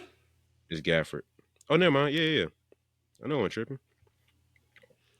Yeah, he was in talks for the trade for KD. Well, that's over with now, so. Yeah, but that don't mean you never know who else gonna pop up. That's true too. But the Cavs, the Knicks, I don't know. They're gonna be the two top contenders to get to the finals next year, I guess, to win the East. My sleeper team, Magic. Oh yeah, with D-Bane, this their opportunity too. Honestly, let me tell you something. I told my brother this the other day. The championship window that you hear people talk about, that's a real thing. Understand? Mm-hmm. That is a real thing. And when your window get closed, blow it up. That is the key to being a decent franchise. Because there's no guarantee you'll ever win a championship. Ever. There are no guarantees. All you do is build the best team possible, try to be a contender. And then, obviously, a lot still got to go your way. We just seen what happened to the Pacers. They had a magical run to the playoffs. Through the playoffs to the finals. Get all the way to Game 7 of the finals. Their superstar gets hurt. It is over. So it is what it is. So a lot of things got to go your way. Got to be a lot of luck involved, obviously. And guys just got to perform also. It's hard, though. So, you just got to do your best. But as the organization, all you can do is put the best team around, wherever your best players, and put the best product on the floor, get you a good coach, and rock out. And every year, you see what you need, you try to get those pieces, whatever, and go. But when you got a guy, like I said, Jokic, you got one ring comparing him to a champion. When you got a Jokic, when you got a Tatum, when you got a Steph Curry, when you got a Jalen Brunson, you got a Giannis, guys that are real deal superstars. And when given the right pieces, going to have you in contention for a championship. When you got those guys, you got a championship window. Your championship window for guys like that is open as long as you got those guys in their prime. And when you got those guys in their prime, if you as the organization owe it to that guy to put the best possible team around him to make it work, to get you a chance at a championship. Because like I said, a lot of stuff still got to go your way, even when you put them guys on the floor. Once you do that, the championship window is closed when A, that player is out of his prime, B, somebody gets hurt or he gets hurt, C, that player leaves. Demands for a trade or leaves in free agency, whatever the case may be. Once one of those three things happens, blow it up. Don't try to put no mediocre team out there like, we still got this guy and that guy and this guy. No. That's how you become the Orlando Magic. Blow it up. Blow it up right now. You said Shai leaving? Blow it up. Tell you, bro. I think there's a slight difference. I'll throw one more in there, and it's more like an asterisk one. It's just because the window of that player is determined by that type of player. Yeah. So, for example, Jalen Brunson. He, in my mind, he fits more of the Isaiah Thomas type of he's not in the same league of a Chris Paul. When we look at him, it's like Chris Paul is generational. When we think about guards of that era, we think of Chris Paul. And then somewhere down the line, we get to Isaiah Thomas. You're going to remember that run he had. Jalen Brunson feels the same of like, I don't think we look back at him and think about the best point guards of this era now, and we get to his name first. It's going to be Luka. It's going to be maybe Hallie if it's in that. SJ definitely in that talks. Somewhere down the line, we get to Brunson. I ain't saying for sure, but he giving me that feel for right now. And it's like, because he's not one of those guys, we have to have that definite sense of urgency. So right now, the Knicks need to be like, we got 2 years max. We need to win now. Because we don't have Brunson for a 10-year run. We don't have a Chris Paul, SJ, Luka type of talent. We have a second tier of point guard talent, of a moment for this time now. He might get 5 more All-Stars, 2 or 3 more All-NBA type of years. So while he has the All-NBA years, that's your window. Mm-hmm. So this past season and maybe 2 more years, 3 more years, you got to go bust every door down and try to get a championship. Because if you have a LeBron, Chris Paul, KD, Curry, that window is 10 years. That window is going to be 6-7 years. You got a generational talent. And that can be extended by health. You got one of them guys. You got generational talent. If you have, what's a good term for that? Seasonal talent? I guess seasonal. Seasonal talent. I don't know. You got a great player for the era, this era. Yeah. You got, going back to our Hall of Fame tiers, you got a great player for this era. Like, you can't sit here and think, oh, we going to. As long as he out there, we straight. No. Put some other guys out there. You have him for a window, and that window, it's a crack. It ain't just bust wide open. It ain't open. It's like this. It's like crack. You let up a little bit, let some air in here. Yeah, it's a little stuffy in here. Crack the window open for me. Yeah, we got you. It's a window crack. It ain't windows ain't just bust wide open like LeBron got. It's like boom, boom, boom. No, it is cracked. So people like Jalen Brunson, you have to maximize that small window that you have. For another example, for our era, Darren Williams. It was a stretch where he was like, boy, he good. And now we look at him. Dang, you remember Darren Williams, man? He could hoop. Dang, bro, he back in the day. Don't let it be Jalen Brunson, Knicks. Don't let it be you. Because you can look at him and be like, man, he was good for them seasons. But his career, yeah. What's going to end up happening, what ends up happening to guys like that, we end up, it becomes like, it almost like they got hurt. It's like, they never got hurt. But it's almost how, same way we look at T-Mac, D-Rose, and guys like that, I'm like, man, he was a great player, special guy. What a wild ride. That's what Knicks fans going to say. It was a wild ride. But you don't get nothing to show for it. Old heads say that about Patrick Ewing, man. Pat Ewing, John Starks, man. Those guys. It was a wild ride. Just couldn't get past this. Just couldn't beat Mike. Couldn't do this. Yep. Pacers with Reggie. Pacers with Paul George. Thunder with KD, James Harden, Russell Westbrook. Rockets with James Harden. Man, it was a wild ride. It was fun, though. KC with Big Three. It was KD, Harden, and Russ. It was a good ride, man. It was a good ride. But you need those types of teams is what the foundation of the NBA is built on. Because you got teams that's like contenders. They don't get over the hump. Everybody don't get over the hump, obviously.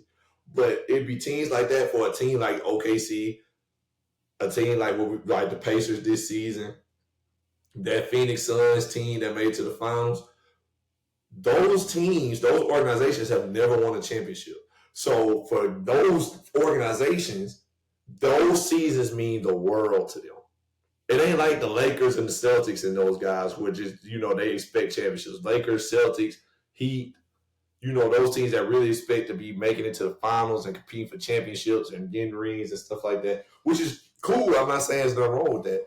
But for them small organizations like the Pacers, the Suns, the Thunder, the Grizzlies, the Raptors, those couple seasons of like being on the cusp of winning the championship, I'm not saying it's enough, but it's something. It means everything. Like, look how Pacers fans talking about the Pacers this season. And Tyrese Halliburton, man, thank y'all, man. TJ McConnell, thank you, bro. You're a legend. the pace Indiana loves you, this and that. Them boys is known, loved, and respected because those franchises don't have a lot of them seasons. So when you get something like this, it's like, man, It's everything. It's everything. It's a wild ride, brother. Like that's what I'm saying. Like the foundation of the NBA is built on that. You got your big time organizations, the Lakers, the Celtics, the Knicks, the Bulls. You got those teams, but then you got them little guys that every now and then you get you a Giannis, you get you a Nikola Jokic, you get you a SGA. Every now and then you get you one of them guys that come in, turn it around. And it's like, man, remember when Shaq played down here in Orlando? Man, what a wild ride that was. I went to see Shaq. They played such and such, this and that. That's when you get them kind of talks, man. I went to see Shaq when he played down here in Orlando, man. They played the Bucks. There was Shaq versus such and such, this and that, man. Shaq had 35 and 16. When those that's what you end up getting. And people appreciate that. Of course, you want to win. If you don't win, it's sad. But somebody got to lose, brother.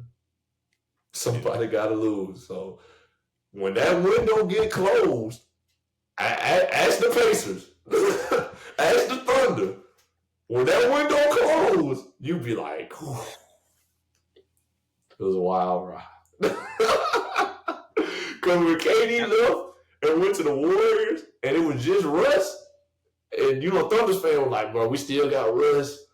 Russ won that MVP for him after the triple-double. They love Russ at OKC because he gave them everything. But once Russ left, and they got Chris Paul, and Thunder fans thought it was over. They was like, this is it, bro. We had KD, Russ, and James Harden on the same team. It's over. Yep. And now they got it back, obviously. Thanks to GM Sam Presti, recognizing, okay, we ain't got KD no more. We ain't got nobody but Russ. We got Paul George. We're going to trade Russ. Oh, Paul George asked to go to the Clippers. We're going to get every draft pick we can get out of them. And we want that little guard, Shai Gilgeous-Alexander. We want him. Yep. We're going to trade Russ to Houston. We're going to get some more draft picks out of them. Give us Chris Paul. Let him mentor SGA. Fast forward, how many years ago that was? 7 years later. 6, 7 years later. It might not even been that long. Because Paul George went to the Clippers in 2018, 2019. I think 2018-19 season. It's a Paul George. Yeah, Paul George. Yeah. I think the 2018-19 season was his first year in LA. Yeah. So fast forward, 6 years later, that little old guard we traded for, that we made sure we got out of LA, yeah, he the MVP now. And them draft picks, they come off the bench. So it's tough, man. Sometimes your window closed and that's it, man. Like that Houston Rockets team had James Harden. He's an MVP. You went and got Chris Paul. You put the best product you could put out there. You know what I mean? Y'all had a chance to beat the Warriors. Chris Paul pulled hamstring. You lose. Next thing you know, the next year you lose to the Warriors again.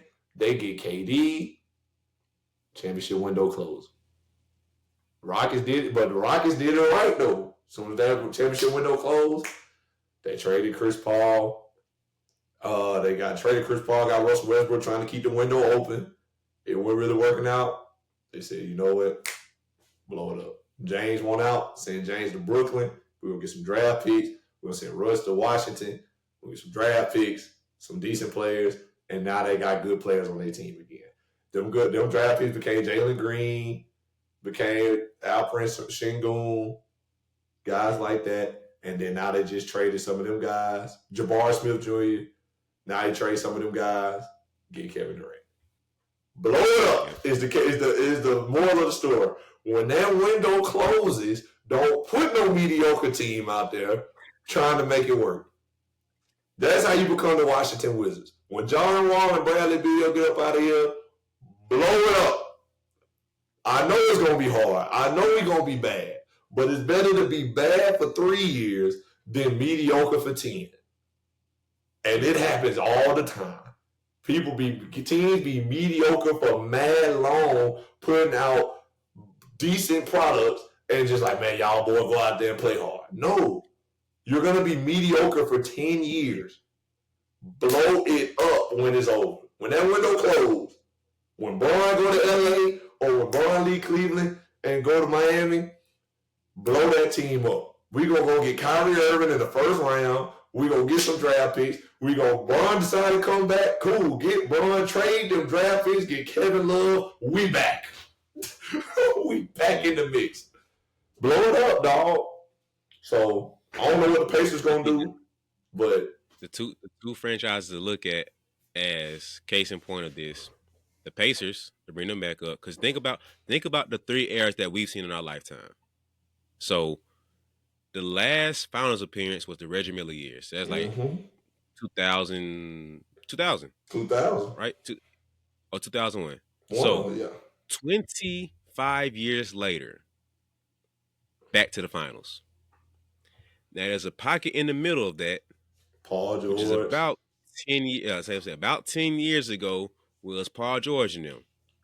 So you're literally talking every 10 years, the Pacers figured out how to get a good team in.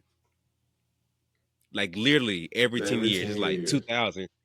And about 10 years later, you finally get Paul George. You got Roy Hibbert, David West, George Hill. You finally get a team together that's actually looking pretty good. And then they didn't figure it out. Danny Granger for a minute. Oh, man, forget that. Flip it. Go this way. Then you finally get this group together. Hallie, you get all these guys together now, right? The Pacers are a perfect example of every 10 years, if you play the cards right, you can figure out a team. We talking about 25 years between finals appearances, though. That's a lot of time.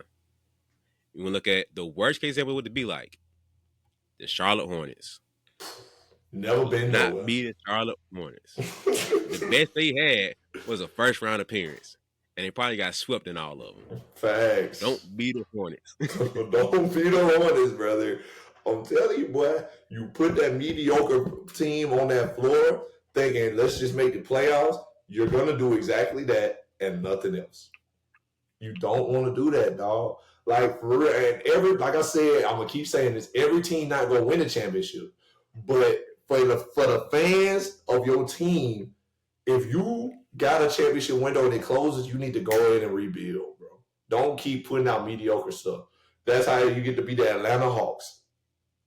Case in point, the Atlanta Hawks are a perfect example. They had one season with Trae Young where they got to the Eastern Conference Finals. The year Ben Simmons passed up on that layup with Trae Young at the rim, and they folded, lost to Atlanta. Yep. Atlanta went to the Eastern Conference Finals. They ended up losing. I don't even remember who they lost to. Milwaukee? Was that the year we won championship? Young's won championship. It might have been. What, 19? No, 21 y'all won. 21. I think it was. That's 4 years ago. That sounds about right. That feel right, yeah. So they went to that Eastern Conference Finals and lost. What they say? Oh, man. We right there. We right there. We went to the Eastern Conference Finals. We all made the finals. Let's run it back. Man, them boys went out there, lost the first round next season. Lost the first round. I ain't saying, that's nobody else's fault, but I'm just saying, if that window is not open for you, you need to be trying to rebuild. Then they trade John Collins, get DeJounte Murray. They trade DeJounte Murray and get like some regular stuff, like nobody good in return for real. And it's like, okay, well, interesting. You don't want to do that, bro. If you really trying to win. Now, everybody ain't trying to win. We know that. Some people just trying to make money. Obviously. They're doing a good job at not trying to win. You can tell.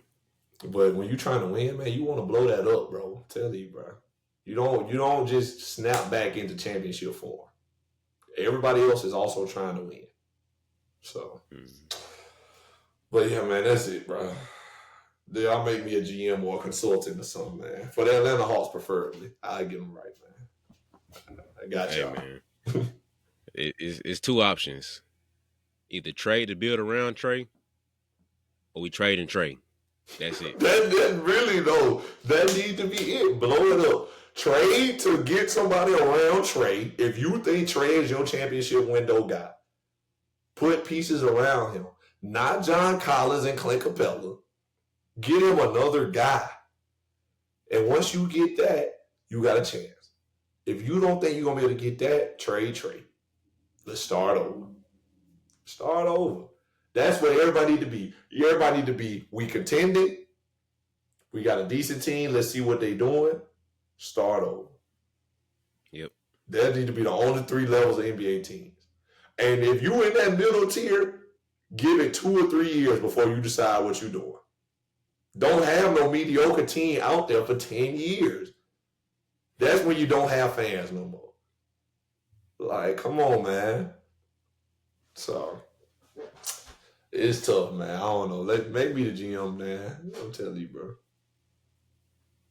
Make me the GM. Yeah, I don't know the numbers part. Y'all can handle that. But in terms of like what direction we need to go, just let me come in like once a month and just sit in and be like, we think about drafting here. Okay, why are we drafting him? How does he help Trae Young? How does he help Luka? How does he help LaMelo Ball? What do we need for this team to work? Are we talking 5 years or are we talking 5 seconds? That's what we talking about. We talking about getting to the second round or we talking about the second championship? What we building for? 2 different conversations we having. Mm-hmm. We talking about getting to the second championship. We what we looking at college for? Why?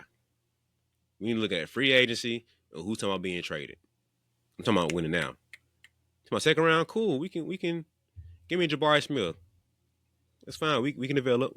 Give me some pieces. We can talk about that. We can order Oklahoma City route, draft picks, build up. We got bounce in this round. All right, cool. We see we slacking. Like the Orlando Magic right now. We got some young pieces. We got Paulo. We got some Jonathan Isaac. We got cool. We can figure it out. Let's trade this, trade that, tweak here, tweak that. Okay, we got something. Now let's build around SGA and J-Dub. Okay, let's draft Chet now. Boom. Let's trade or sign for Lou Dort. Let's get Alex Caruso now. Maybe let's draft this kid out Davidson named Steph Curry. See what he can do. Matter of fact, let's draft this other light-skinned brother from Washington State. Oh, Draymond Green would be a nice fit too. We get a little do-it-all guy. Let's trade for Iggy. Let's trade for Sean. Trade for Bogut. Let's sign this guy. Let's sign that piece. Dynasty. And it's not going to always be a dynasty. I know we're making it sound like it's just easy because they luckily drafted Steph Curry. Everybody's not going to do that. You're not going to always draft LeBron to Cleveland or Steph to Golden State or draft KD to the Thunder or to the Sonics at the time. You're not going to always do that. That's why you want to have good people in those positions that to evaluate talent and draft stocks and whatnot when it comes to those times. But as the organization, it is your job. Once you get a guy, you need to be like, all right, this it, y'all. That need to be the start of the meeting. Hey, this it. We got him. That light-skinned kid down there in the gym shooting right now, he is the window. As long as he's healthy and in our jersey, we need to try to do what we can to get a championship through that championship window. So what do we need? I need answers. Talk. Somebody start talking. What do we need? What does Steph Curry need? Well, maybe if we get him another shooter, it's this guy out of Washington State. He could be the 2 guard. I think he's going to be a really good shooter. Really help him out. Let me see him. Pull up the film. I like it. Let's do it. His dad used to be in the league. So he knows this about. All right, cool. I like him. Let's put him on the board. Clay. Put Clay on the board. They get Clay. Man, this guy. So what do we need now? We need a little more defense. Clay can guard. We need some toughness. Some guys that can do a little bit of everything. Was this guy at Michigan State? Pull up the film. Let's do it. I'm this guy. Let's pull up the film. Yeah, this is what we need. This guy. If he's at our pick, I want him. Let's get that guy. Telling you, bro, we need to be urgent about that. It's the same thing in college. What do we need for our team? We got this guy returning, this guy returning. Let's go recruit a big. Let's go recruit a bench player, a guy that can come off the bench, give us some help on scoring or whatever. Let's go recruit some shooting. Same thing. What do we need? See, what the difference is, a college coach or college coaches do the recruiting. So the coaches know what they need, and they go get that. NBA, obviously, coaches are part of it, But now it's up to the organization to get you some talent. It's up to trades and money and stuff like that. So it's a lot harder. But at the same time, it's easier because you can really see what you need. And it's like, okay, this guy free agent, this guy might be a free agent, this guy, we can offer this guy, we can offer these guys for trades. College is like, we got to go get them. We got to go get guys. We got to recruit. NBA, it's like, call that guy's agent. Let's try to work something out. Call the Lakers, see if we can work something out. This guy from Duke, if he had the 17th pick, I want that guy. So, tell you, man, Atlanta, my phone, I'm ready. I'm ready, bro. I'm not guaranteeing no championship, but we not getting bounced first round 10 years straight.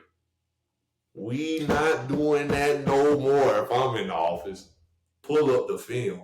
Let's do it. I'm telling you. But yeah, man, it was a good final series. It was. All I had to say, it was a good final series. I thoroughly enjoyed it, especially the teams and who they are and how they were put together. Thoroughly enjoyed that. Yeah. So yeah, man. That was a lot, brother. I did not expect to go this long. I'm gonna tell y'all for real. I was expecting this to go to about 45, 50 minutes, and we, quick one, get done, we get up out of here.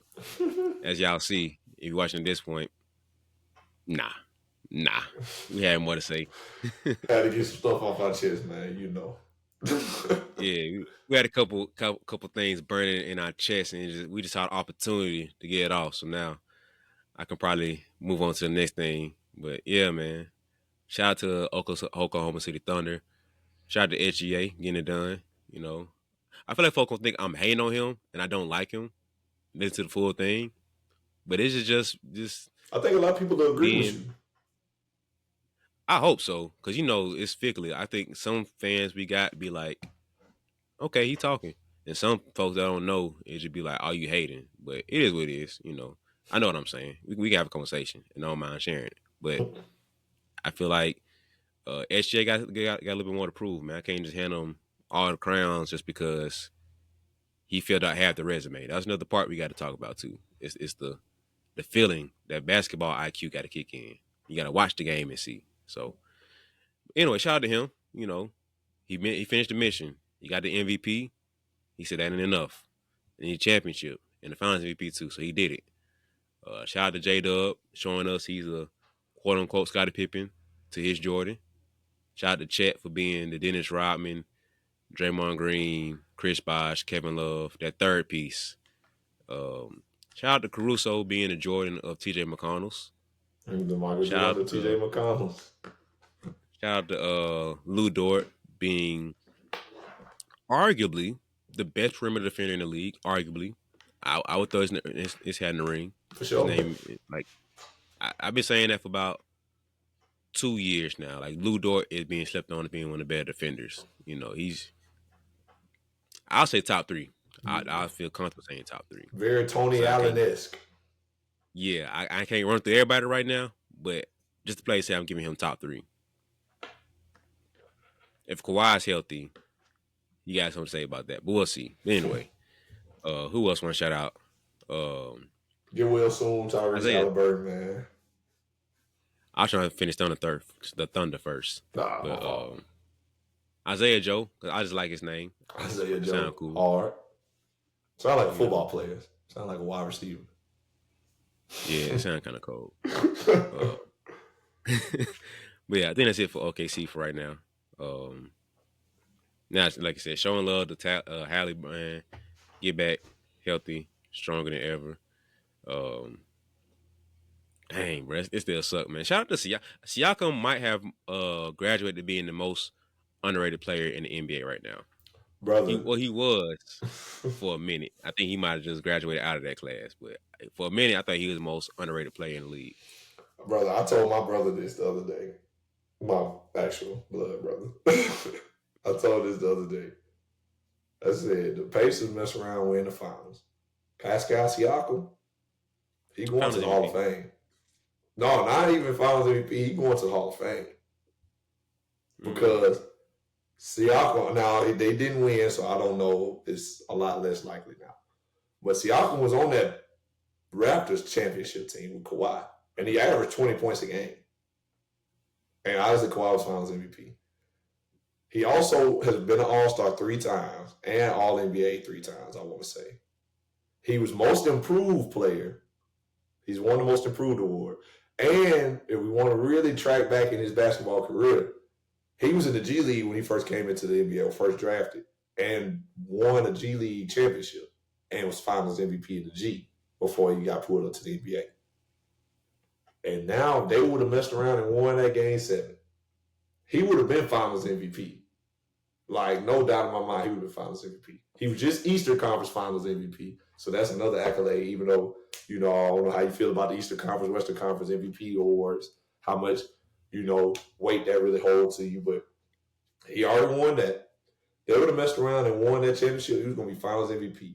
Now you're talking about a 2-time champ, Final MVP, Most Improved Player, 3-time All-Star, 3-time All-NBA, and at one point in time, a G League champion, Finals MVP. He would have been in the Hall. For sure was in the Hall. Now he might not be. I don't know. The league be letting guys slide in there a lot of times. But he would have been a lock. And I don't think people really thought about it. But a ring for him plus Finals MVP, he would have been in the Hall. It would have been like Pascal Siakam. Hey, shout out to my Gucci. Telling you. Gucci, man. Shout out to Gucci. Trying to tell you, he was going to slide, bro. He was going to be Chris Webber, Yao Ming, all them guys. Pascal Siakam. He would have been right in there. Tell you. But yeah, shout out to him. Interesting. I ain't think about that, so you might. I really wish that they would have won, because I would have came on here and said that if they won. But they lost, so it's just like an afterthought now. But like I've been saying that, like, bro, if they mess around, win. Congratulations, Pascal Siakam. Trying to tell you. That jacket is on the way, my boy. Okay. You. I like that. I'm gonna make sure I clip that, because that's a nice little take. I'm gonna see what people got to say about that. For sure. Yeah, shout out to, man, the fact they had like 2 just walking buckets on their team too. Like, them boys just like, give me the ball and get out the way. Nembhard just said, SGA, I'm coming at your head. I don't care what type of king we are. We can't, Canadian fam. I'm coming at your head, boy. Like, the fact that he just kept hitting them misdirection, like them tween step backs, it was like he's just dropping them. Like, I'm talking about straight nothing but net, like no rim being in the picture at all. He had some moment. I'm like, oh my, boy, it's a bucket, bro. I'm talking about